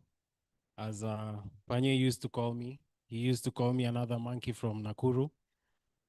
I remember the first time I walked in Das Depot, and I felt that was the amazing place that I could ever been. And I treated Das Depot as my own home and my own sanctuary where I felt heard in terms of how I paint and how I express myself as an artist. The first time I remember meeting Patrick is when I didn't even have these locks. And I met this guy walking barefoot, shouting each other's name. He knew each and every person's name. And that really made me feel like, you know what, this is someone who's like a man for all, not a man for particular people or age person or hierarchy or somewhere for other people. He made sure everyone has eaten, even though he hasn't eaten. I remember the first time I was in the studio, he gave me money without even knowing me. After barely 3 days in the studio, he told me, go and buy Coke Zero. If you are on Das Depot, you remember there was an Akumat across the road near Kenyatta University. He told me, go there, you'll find a supermarket, go and buy Coke Zero, soda, and everything. And from that first day, I really felt like, like this person really trusted me, even though he doesn't know my background, where I came from. And I'm really, truly grateful for him because he really entrusted me with the key in the studio. I remember one time in the studio, he used to wake up very early. He's a very early bird. He would come to the studio by even 5:30, you could find him there. And then I used to work as a coffee seller. So I used to work with coffee mostly in the evening. And then in the morning, I used to come in the studio because the studio, we used to have a lot of artists. And then I say, like, you know what, it would be great if I would be coming in the studio and just work in the morning. And I used to find him. There was one time I was just browsing on my phone, and then he just looked at me and say, wacha ujinga, umeamka hii time yote kuja kuangalia simu, unaangalia tu hapa matako. That's what in his true nature. He used not to lie ama afiche anything. Alikuwa anasema vitu vile iko. Na kama umemuudhi, atakuweka hapo hivyo on the spot. And that's really truly made me to be the man who I am, to say things as they are, because he used to lay things the way they were, as it is. I remember one time, it was my birthday when I was 23. We celebrated our birthday after teaching kids at Kenyatta, cancer kids. We used to go there a lot of times. And then we used to have fights with watchmen around there. Sticky can really attest, Rango and every other guy, Solo. Yeah, and we used to have those fights. And I remember that time Panye was arrested. And then we said, you know what, we are not going to go home without removing Panye.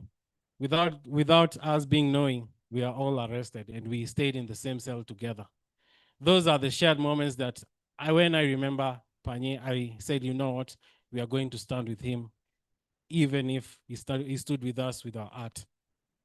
And with that moment, I'm really grateful I shared my 23rd birthday in a cell with him. We were in a different cell, and then because we were really crowded up, the policeman took us to another cell, and then he looked at me. What are you really doing here? Unafanya nini hapa? Nikamwambia, si kwa sababu uko hapa hivi pia si tuko hapa. And I felt like that was a birthday to remember. In my life, I've never been bought cake. Panye was the first person who bought me cake to celebrate my birthday. And for that, I'm really, truly grateful for him, because he really showed me, like, he can really be there for me in every other way. And I've been with him for 2016 till 2022. And I'm really grateful for the man I am for him today. The last time I had my exhibition at the National Museum in these same grounds, I did a series called Freefall. And I remember during that time, I never sent an invitation to him to be there. But I saw a man who I saw 2016, 10 years ago, walking in, limping, coming inside. And I couldn't share that stage alone. He stood by me. And I can say he's a man who was selfless. He would give without even wanting anything. He was, even though he was looking happy, he was still very sad at the same time. but I'm sure each and every person really brought happiness in him for every person who he brought up in this art scene. And truly for that, I'm really grateful. I really met him for all those years. He not only opened doors for me in the art scene, he also opened his doors for me to his children, changing them their diaper, seeing them crying and calming them down whenever they were crying. And whenever he was crying also, I also made sure I had his shoulder for him. For the very first time, I really felt a student to him, like a teacher to him. When he was in the hospital before I went for my residence in South Africa, I gave him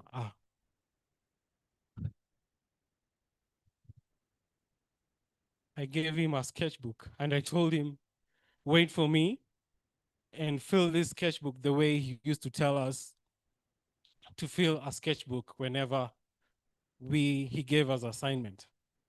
I never got the chance to see that sketchbook, and I wish I was there for him during that time. But with that, I'm really grateful. He taught me a lot.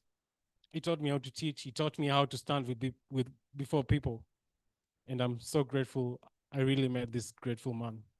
And with that, I'm grateful I met you. Thank you.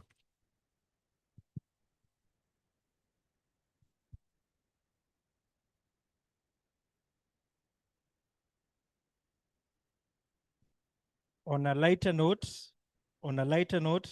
I'd like to remind the artist in here, the same way you apply Blue Band to bread, the same way he instructed us to apply paint onto canvas.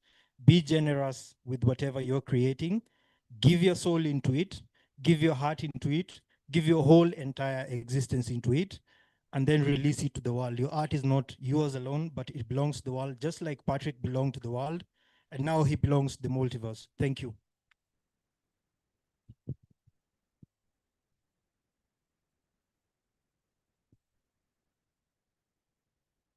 Shukran Sticky, shukran Nyerere, shukran nawe pia kwa kutokea.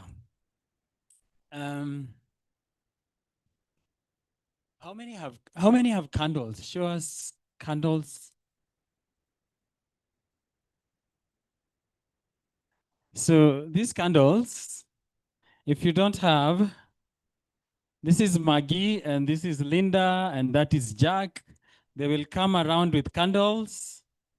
If you have cash, you can give them 100 bob, but I will read you the pay bill. And then we will light the candles at some point.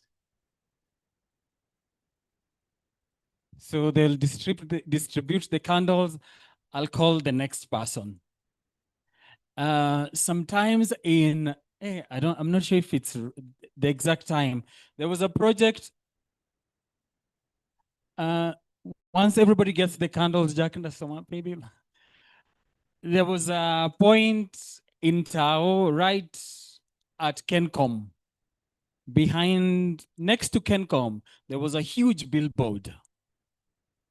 And Panye had an assistant called Tom Ogonga. And every day, they would do an image on current issues happening in Nairobi. And one of the biggest things that happened in that period was when Jordan was shot, many shots, and Panye had a huge billboard image that they did overnight. So they used to do an image overnight, and the next day it's news. So I will call upon Tom Ogonga. In that time, I understood Tom was his KYM. Even though they were peers and colleagues, Tom was the guy that knew all the logistics, what Panye is doing, what he's not doing. And they used to eat chips across the road in a shop called Baliso. So is Tom uko hapa?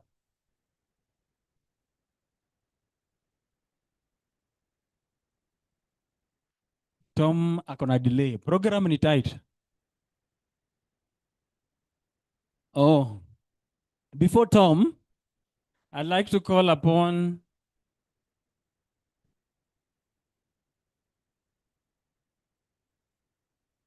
Sawa. I'd like to call upon Oduse. Chukua raisi. I'd like to call upon Kevin Odur. Kevin Odur we also used to call Kevin Panye's twins, and they used to call each other Omari. They were a little older than us, and they used to argue about everything: money, art, making more money, opinions on women, cars. So Omari uko wapi? But before Omari comes, I'll read the pay bill.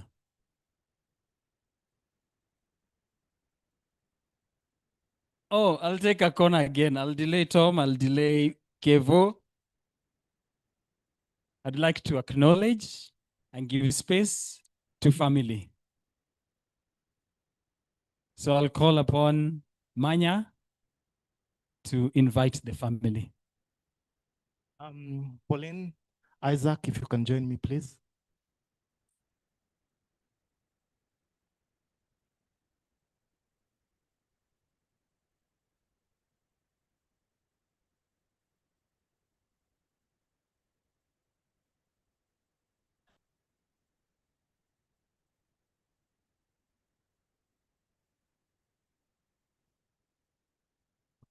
We would have loved to have them here when we light the candles, but they have to go because they live quite far.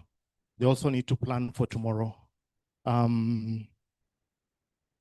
So in the middle is Pauline, that is sister to Patrick Mukabi, or Panye. Oh, please, just, if you don't mind, just move close.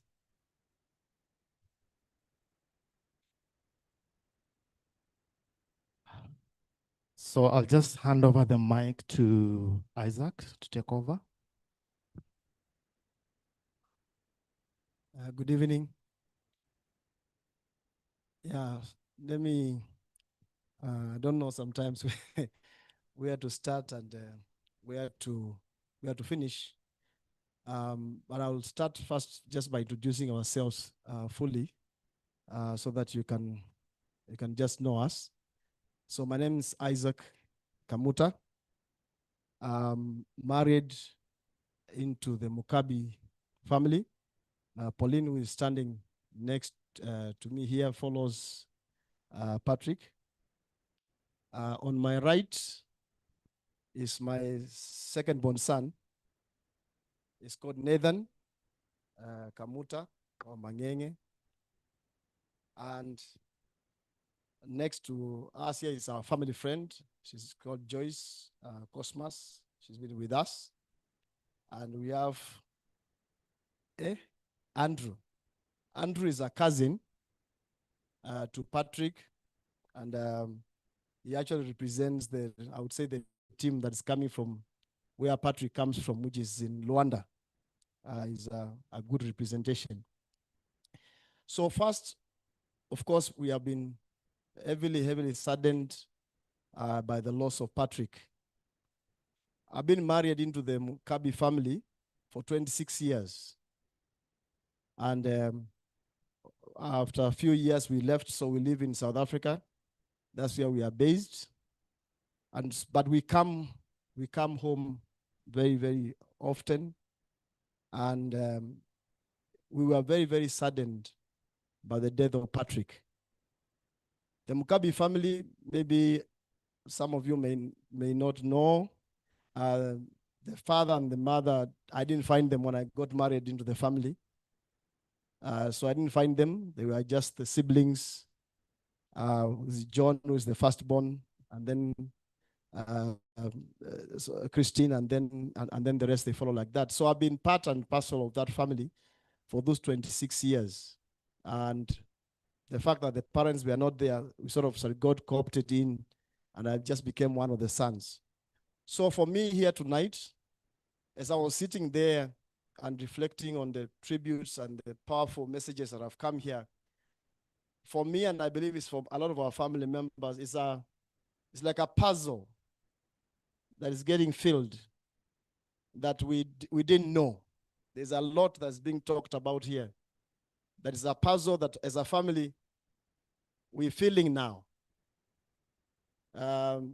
Because sort of Patrick was so sold into art that it was difficult to, in the family, we struggled to find him. He was completely 100% sold into art. He breathed it. It was his life. And he sort of kept it very, very personal. He never wanted a lot of people to know what he did in the art world. And so as a family, and he was also not a very easy person to deal with.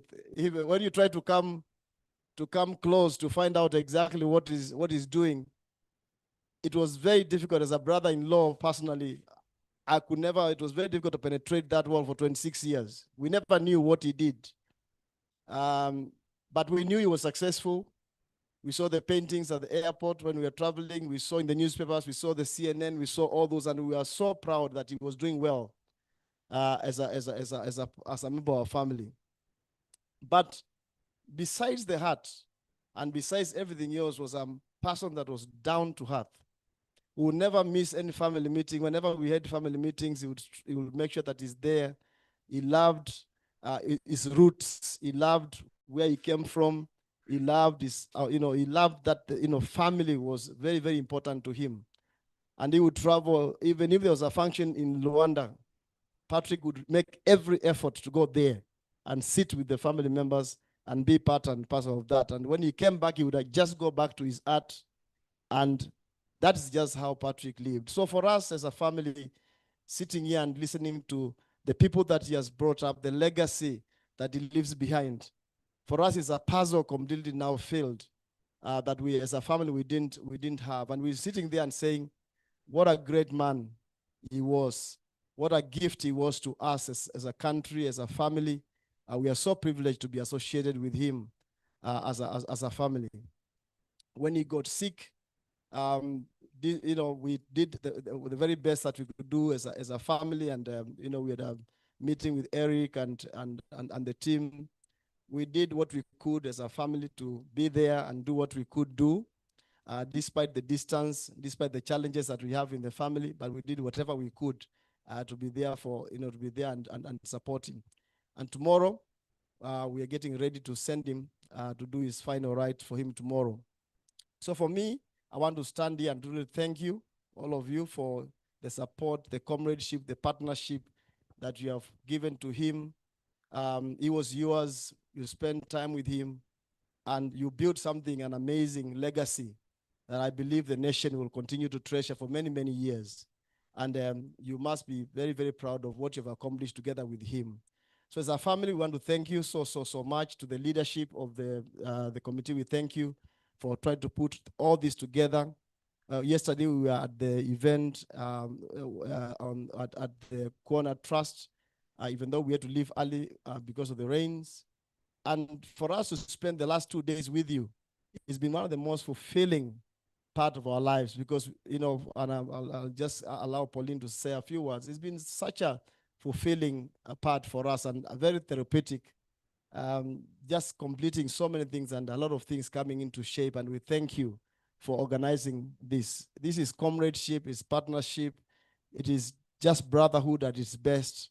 And I want to thank you so much.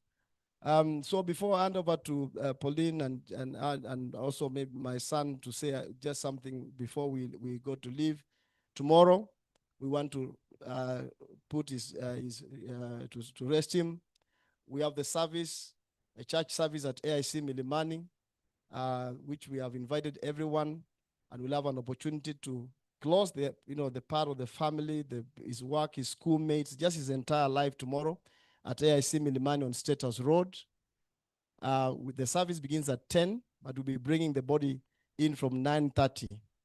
That's when it will be coming from Lee Funeral Home to AIC Milimani, and then we'll have the service, and we'll also have opportunity to pay his respects to him, view the body, and then after that, we'll go and rest him. Patrick, as I'm sure most of you would have known, he expressed his wish to be cremated. And so as a family, we have found it right to respect that. He was very vocal about it. He called family meetings at home in Luanda. He said, when if I happen not to be there, I would like to be cremated and would like to respect that. And so as a family is the first cremation service we are doing, but everything else is fast. So after the service tomorrow, we'll be going in to cremate him, and so that we can respect his wishes. Patrick leaves behind 2 children, Alex and Jelani. And as a family, we will do whatever it takes, like we have done, taking care of all the other family members that needed to be taken care of. We'll do whatever we can to make sure that they are taken care of as a family, whether it's education, whatever it takes. That's our commitment as a family. And we were talking to Eric, and they were saying even yourselves as partners, it is something that you're also keen on supporting, and that is something as a family we welcome a lot, because help is always very, very much welcome. But as a family, we'll do whatever we need to do to make sure that those children don't suffer. First, they have the right education and in the right place as they grow up. So that's our commitment as a family we have made, like we have done for every other member of the family who has needed support. It's a small family, but as small as it is, we'll do whatever it takes. So we count on your support and encouragement along the way. We've been thinking about as a family, what else can we do that can really can leave a legacy here. And I think it was the director of Boya. I think, I think Corner Trust, when she stood here and she talked, and I think that is something as a family we would like to support, to be part of, so that we can do something significant that can be remembered over in the years to come. So thank you again. I don't want to take a lot of time. I want to say thank you so much. And I would like him just to say hi, and then Pauline, and then he will allow us to leave. Hello. Hello, I'm Nathan, the son of Pauline and Isaac. I just wanted again to really say thank you to everyone who decided to take the time of the day to respect his life and the legacy he left behind. It's amazing to see so many people whose lives were really touched by my Uncle Patsy. I was grateful to get to know him before I knew anything about him.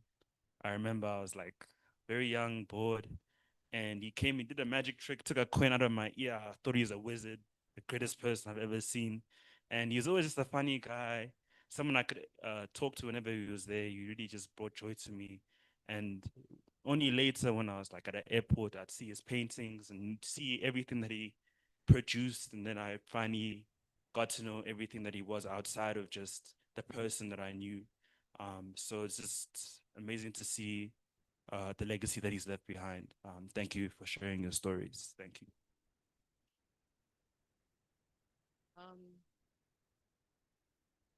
Good evening, everyone. As you've been told, my name is Pauline. I followed Patrick in the family line. So Patrick was older than me by a year or so. We went to the same primary school. Patrick, to me, is just my brother, my funny, talkative brother. We grew up together. It's true, he used to wake up very early, even when he was a child, very early. When everyone is asleep, he's outside in the cold, doubling his own things. We never really understood him, but we loved him. We really loved him. Yesterday, I was at Corner Trust, the place where we went yesterday. I walked in there and I could just feel his energy because he's so different, a different kind of person. He's very artistic. And that place just, I just could feel his presence. And even here, there's that energy among all of you that just remind me of him, and I get very emotional. I'm very devastated, but I know it was God's will. I was told about a few days ago that, not even like a week or two before, that he's asking for Pauline. So somebody was asking the nurses, who's Pauline? And I asked my other sister, who's an artist as well, who was closer to Patrick's cycles, and she said, no, he's being his usual dramatic self, just don't worry. And then I mentioned it to my family and they said, no, you must look for that ticket and go and see what did he want. I even talked to him on the phone several times, but by then he was very weak. He could just say yes or no. So I could ask him, have you seen your children? Yes or no, like that. So we looked for that ticket because I couldn't get anything out of him during that time.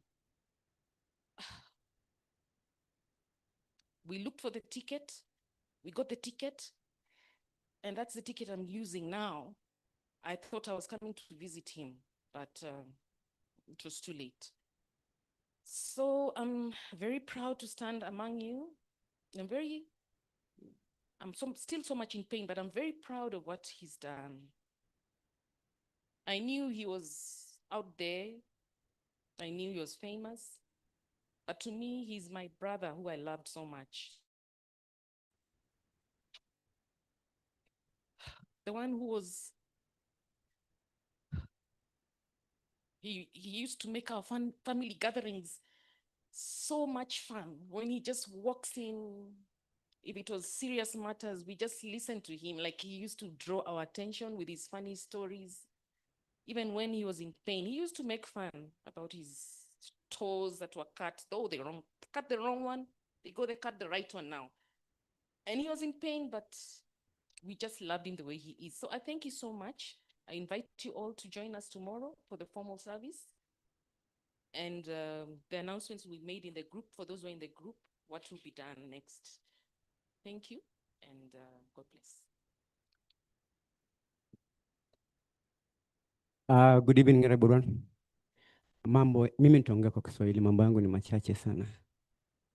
Familia imesema hawakumuelewa sana Patrick. Is Nadia here? Nadia? Hao ni kati ya watoto wa Patrick. Patrick kwa watoto wengi sana, especially Chokoras. So I've been with Patrick kwa muda mrefu. I've worked for Kenya Red Cross as an paramedic, ambulance operator for 15 years. And akina Sticky hao walikuwa na chuo Kifunguu. I know most of you. Kuna wale tumekutana nao. Mimi nilijaribu kuwa artist nikashindwa. Kabisa nilishindwa. Nilipewa hiyo opportunity. Nilishindwa kabisa. Nadia akakuja akapita mbele yangu nikiwaona, Sticky hao akakuja akapita mbele yangu nikiwaona na nikabaki tu hivyo. So kuna swali ningetaka kuuliza hapa. Patrick akikufa alikuwa kwa studio gani? Kwa sababu studio nakumbuka tukiwa pale Kani General, hata ile studio ingine ile Timol, hiyo tulisaidiwa. Hiyo hata ikuwa ni mtu alijitokeza tu hapo jua unasaidiwa. So right now naona tuko hapa sisi wote. Swali langu ni hili. Patrick ameacha vijana wengi sana ambao watahitaji kuwa mahali. Tangu tutoke Timol ni kama more than 2 years. Swali langu ni hili. Is a hero is gone. Wale ambao wamewaacha hao vijana ambao wanahitaji kuchora watakuwa na mitu wapi? And is it fair seriously kwamba eti Patrick amekufa bila studio for 2 years kutafuta studio? What happened? I'm just asking kwa sababu kesho ni mwingine. Leo tunaongea kuhusu Patrick. Tumetafuta studio kwa muda mrefu. Studio ilikuwa inapatikana. Lakini hiyo studio mpaka na leo Patrick amekufa bila. Ama nasema uongo? Mimi nauliza swali, Patrick amekufa kwa studio gani? The last time tulikuwa Timol. Na Timol tulisaidiwa. Ila najaribu kuomba kama artist ndio hii. Kwa sababu kuna ile inakuja. There's an agreement ambao tulifanya mimi na Patrick. Na ilikuwa inahusu vile atafanywa kesho. In our family ndio mara ya kwanza mtu kuchomwa. Especially from Luyaland. Wati nilikuwa namuita Poesha kwa sababu he came over. Nilimwambia you have to come and tell these people. Hao ma-auntie zako kaa nao chini waambie, hao ma-uncle zako, tell them. It was rough. Nobody, hakuna mtu aliyekuza kuelewa aje ni nini wanatuambia hapa. But tulikuwa namuita Poesha, alituuliza kila kitu. So my question is, kuna watoto, especially Chokoras. I know a lot of Chokoras wanamitanga rasta. Hawa Chokora ambao wako na talent pengine hata kuchora. Hawa kina Sticky si Chokora, kina Sticky wale vijana nimeona, kina Nadia ambao nimeona. Me have been with the Patrick tukianzia Kani General, tumetembea hizi studio zote. Swali langu ni hili, as an artist, leo ni Patrick ameenda ama kuna studio ambaye tunaweza ku identify? Maanake mimi nakumbuka mara ya mwisho tulikuwa Timol. Kuna mahali pengine saa hizi unaweza kusema pengine Patrick ameacha studio, ambapo pengine hata nikikutana na wale chokora wakiniuliza naweza waambie twendeni mahali fulani. Kuna mahali pengine sema pengine kuna studio ambayo imewachwa? Hakuna. Jambo la mwisho, I have seen Patrick make money, but hiyo pesa haikuwako katika familia. Utapata kwamba chokora fulani amefuata Patrick. Patrick anamchukua, rafiki naanzia hapo. At the end of it itaishia unaishi wapi? Mkuru kwa Njenga, kwa Ruben, Kibera. Tutaenda paka kule kutembea. Tukifika kule napata ni mtoto ni nyanya. Mama yake hayuko, alikufa nini sasa Patrick alikuwa anachukua hiyo nafasi. Hata alikuwa analipianga huyo nyanya rent. Huyo mtoto alikuwa ananunua chakula. But ikifika saa zile unasikia Andrew cheki karibu kuingia. Cheki ikiingia mnaenda kula pale mandondo. Alikuwa na prefer kujinyima yeye mwenyewe ili asaidie wale wengine. Sasa wale walikuwa wanasaidiwa wamebaki yatima. Swali langu ni hili, hawa mayatima, hawa ambao ni wachoraji, ni nani ambao wataelekea studio gani? Na atakayokaribisha, kwa sababu tuwezi waambia Patrick yako na studio. So what I'm saying is that kwamba venye mko hivi mubaki na ushiriki, msaidiane kama tungali, tusaidiane kama tungali, sio kama tumekufa, kama tungali tuko hai. Tusingoje saa zile tumekufa kuja kuanza kusema mazuri hapa. Where I come from, Bunyora tunasemanga tu venye iko.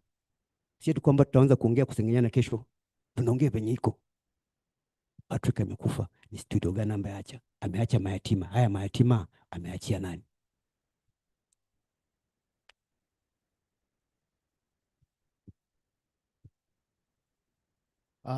Thank you so much. Before you leave, we wouldn't want to let you go before we light the candles. But before we do that, from the committee and from an artist by the name Catherine Deritu, we wanted to give you this painting of Patrick as a gift.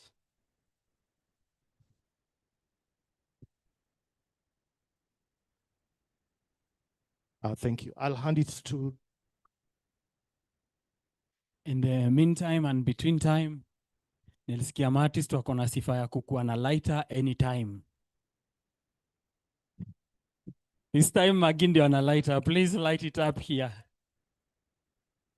And then wote waliona candles, bado hamjalipia, but let's light them up. You light one for them, Magi. Asante in advance. And then we set it up. So if you don't have a candle, come for one. Get one. Linda yuko? Undi wakati. Hizo zitabaki hatuna shughuli nazo after sai. You can have 2 as well, 3 as well.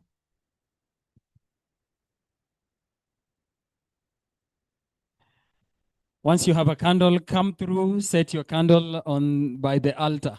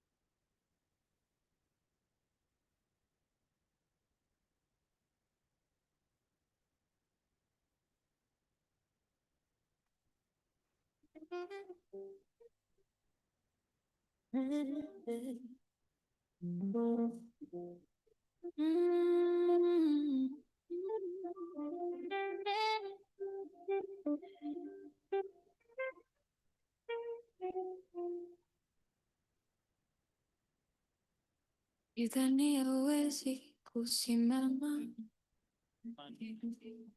ndani yako kuna nguvu ya kweli, ila ndoto bado. The pots for the candles will not be all enough. You can have some in the dust at the back. Unaweza The dust in the back. And thank you. Make sure your candle is not on a cable. Wazi jo. Usichome nguo za mwenzako na candle tafadhali. Alafu tutaendelea. ndani yako, usiogope, amka tena, songa mbele, moyo wako hautapata.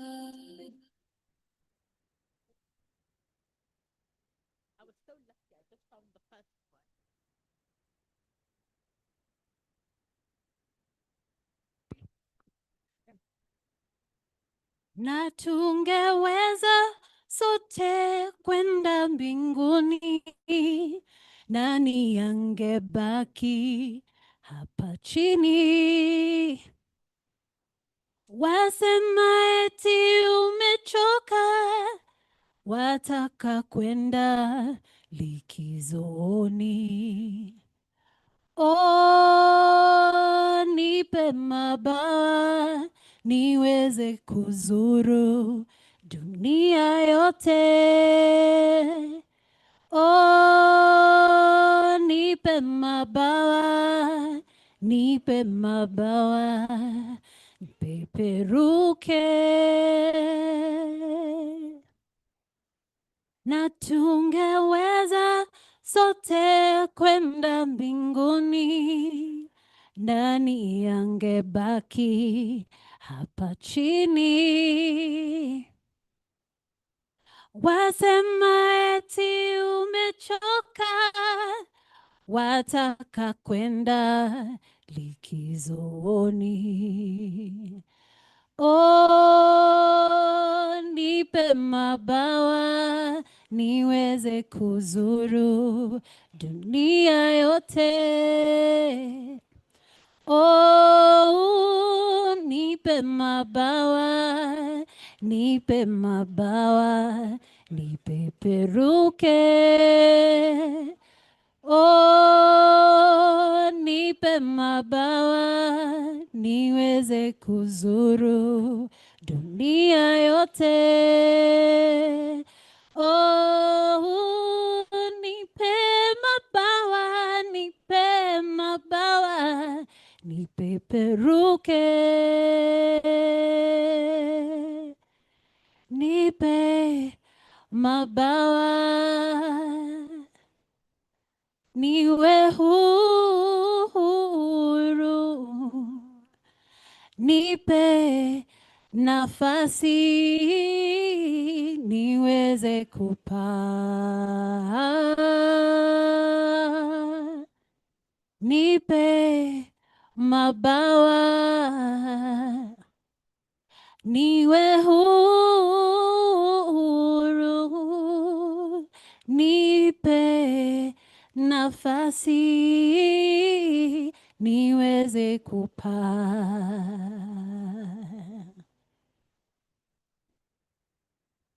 Rest in peace, Patrick. Panye. Asante. Shukran. Safari nikelea, mwisho ni mwanzo, moyo unaimba, mwisho ni mwanzo, tumaini linakuwa, mwisho ni mwanzo, mwanga unaangaza, mwisho wa giza huleta alfajiri, mwisho wa dhoruba huleta jua. Kila kuanguka ni nafasi mpya, Kila mwisho ni zawadi ya maisha. Kila mwisho ni daraja jipya kutufikisha mbali zaidi. Mwisho ni mwanzo, safari inaendelea. Mwisho ni mwanzo, moyo unaimba. Mwisho ni mwanzo, tumaini linakuwa. Mwisho ni mwanzo, mwanga unang'aa. Usiogope kufunga ukurasa, kwa maana mwingine utafunguka. Mwisho huu ni mwanzo mpya, njia yetu inaendelea. Mwisho ni mwanzo, safari inaendelea. Mwisho ni mwanzo, moyo unaimba. Mwisho ni mwanzo, tumaini linakuwa. Mwisho ni mwanzo, mwanga unangaza. Mwisho ni mwanzo. Mwisho ni mwanzo. Niko na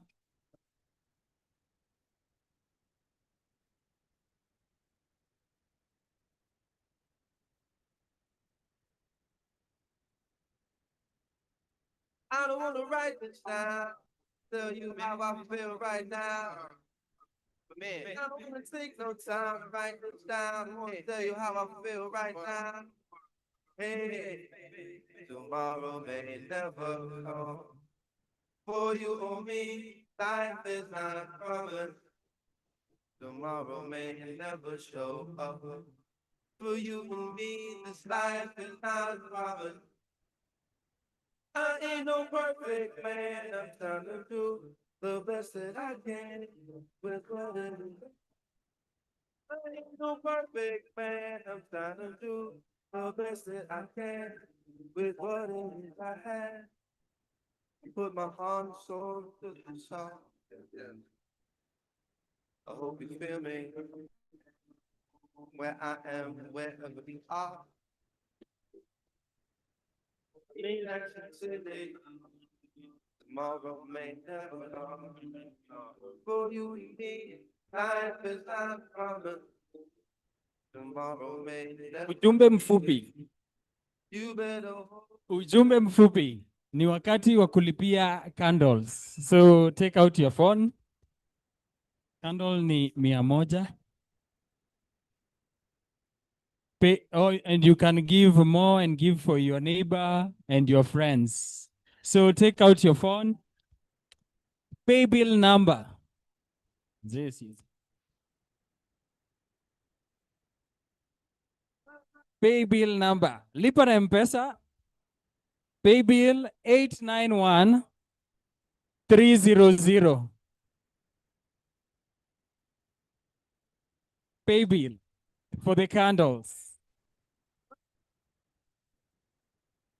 891300.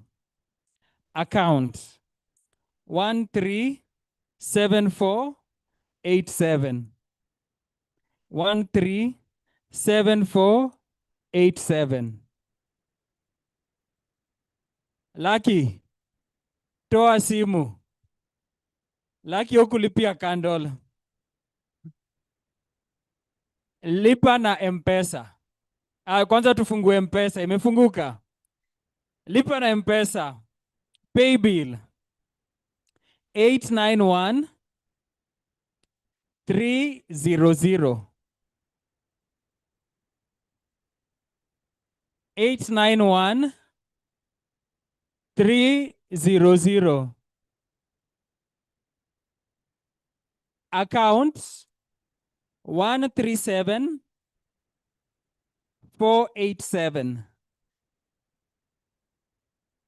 Amount 1,000. I'll repeat the pay bill. It is an Mchanga account. Pay bill 891. Yes, business number 891 300. Business number. Hiyo ndio bado Mchanga. 137 487.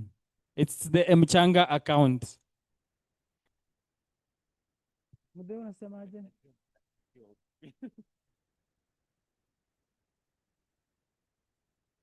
Asanteni sana.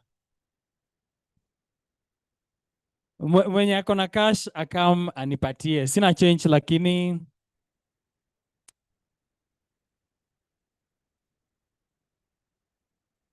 mwenye ako na cash I receive. Mimi ndio kashia. 137. Ukikuja umechelewa kuna fine. Unanichomea. Aya, last time. Pay bill. Business number 891 300.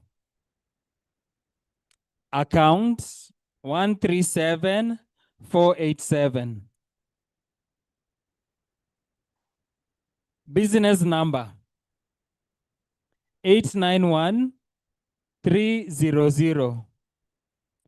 Account 137 487. Shukran. Karibu. We will call upon Lydia Dollar.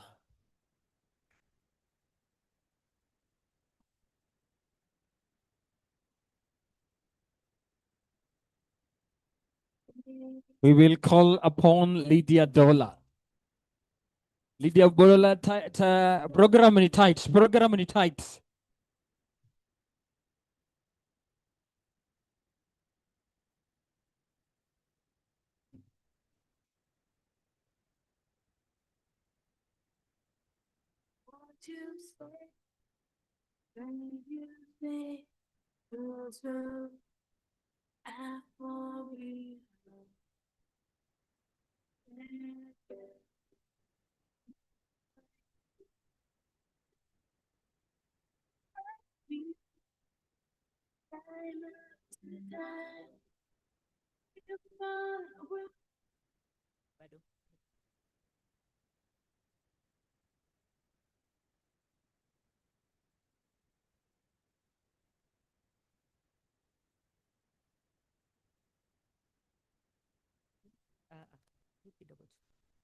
Juu kidogo tu. Alafu itaongeza. Ongeza tena.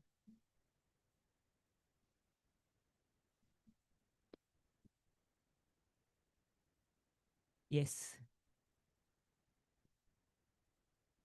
Good evening.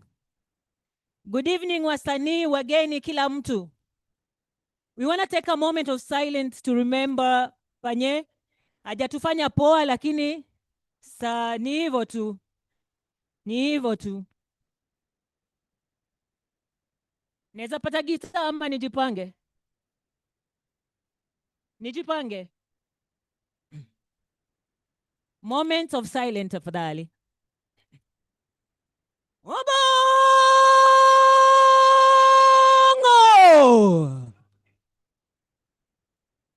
Obongo nyakalaga Obongo nyakalaga nyasaye manena panda. Obongo nyakalaga nyasaye manena lingling. Aoro lamo. Nyakalaga aoro kwayo. Aoro lamo. Baba ona oro kwayo. Gita imekata.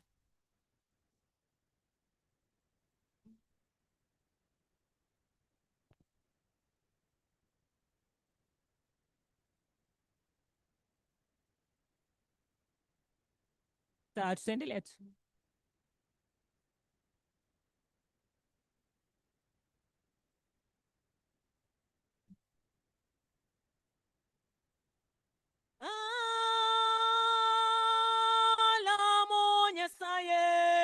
ogwet wao.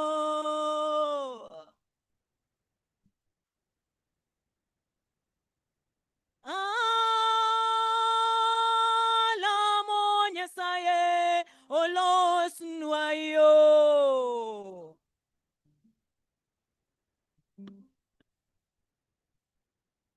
Nyasaye iresua, Nyasaye iwinjua, Nyasaye iresua, Nyasaye iwinjua.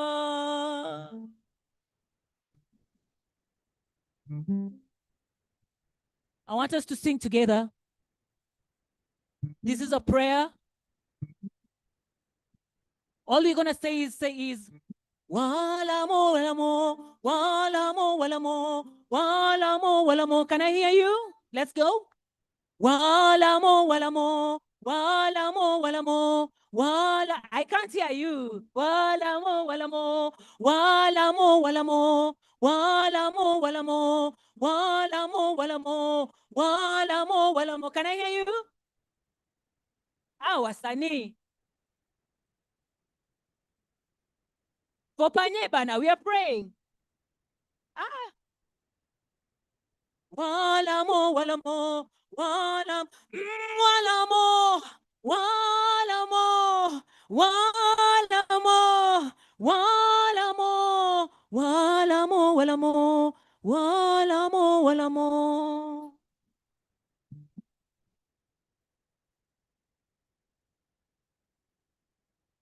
Alamo Nyasaye ogwe dala Obongo.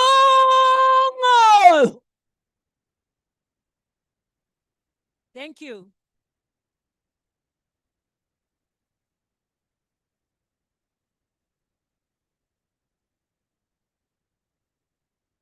Yeah, right about now, let's welcome on stage Frank Ajuma. A round of applause for Frank Ajuma, ladies and gentlemen.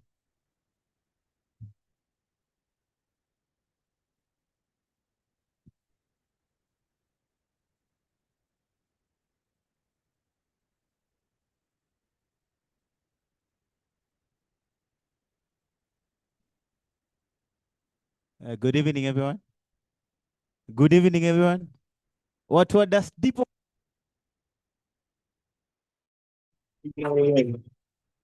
I'm grateful to be here. I'm one of the millions of Mukabi, and I stand proud of it. So I'm going to do a song by Papa Wemba. It's a song that at some point I had a chance to sing it in Mukabi.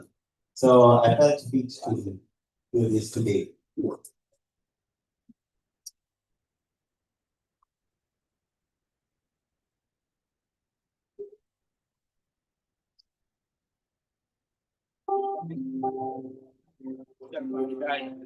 Ate, hiyo sita ingine au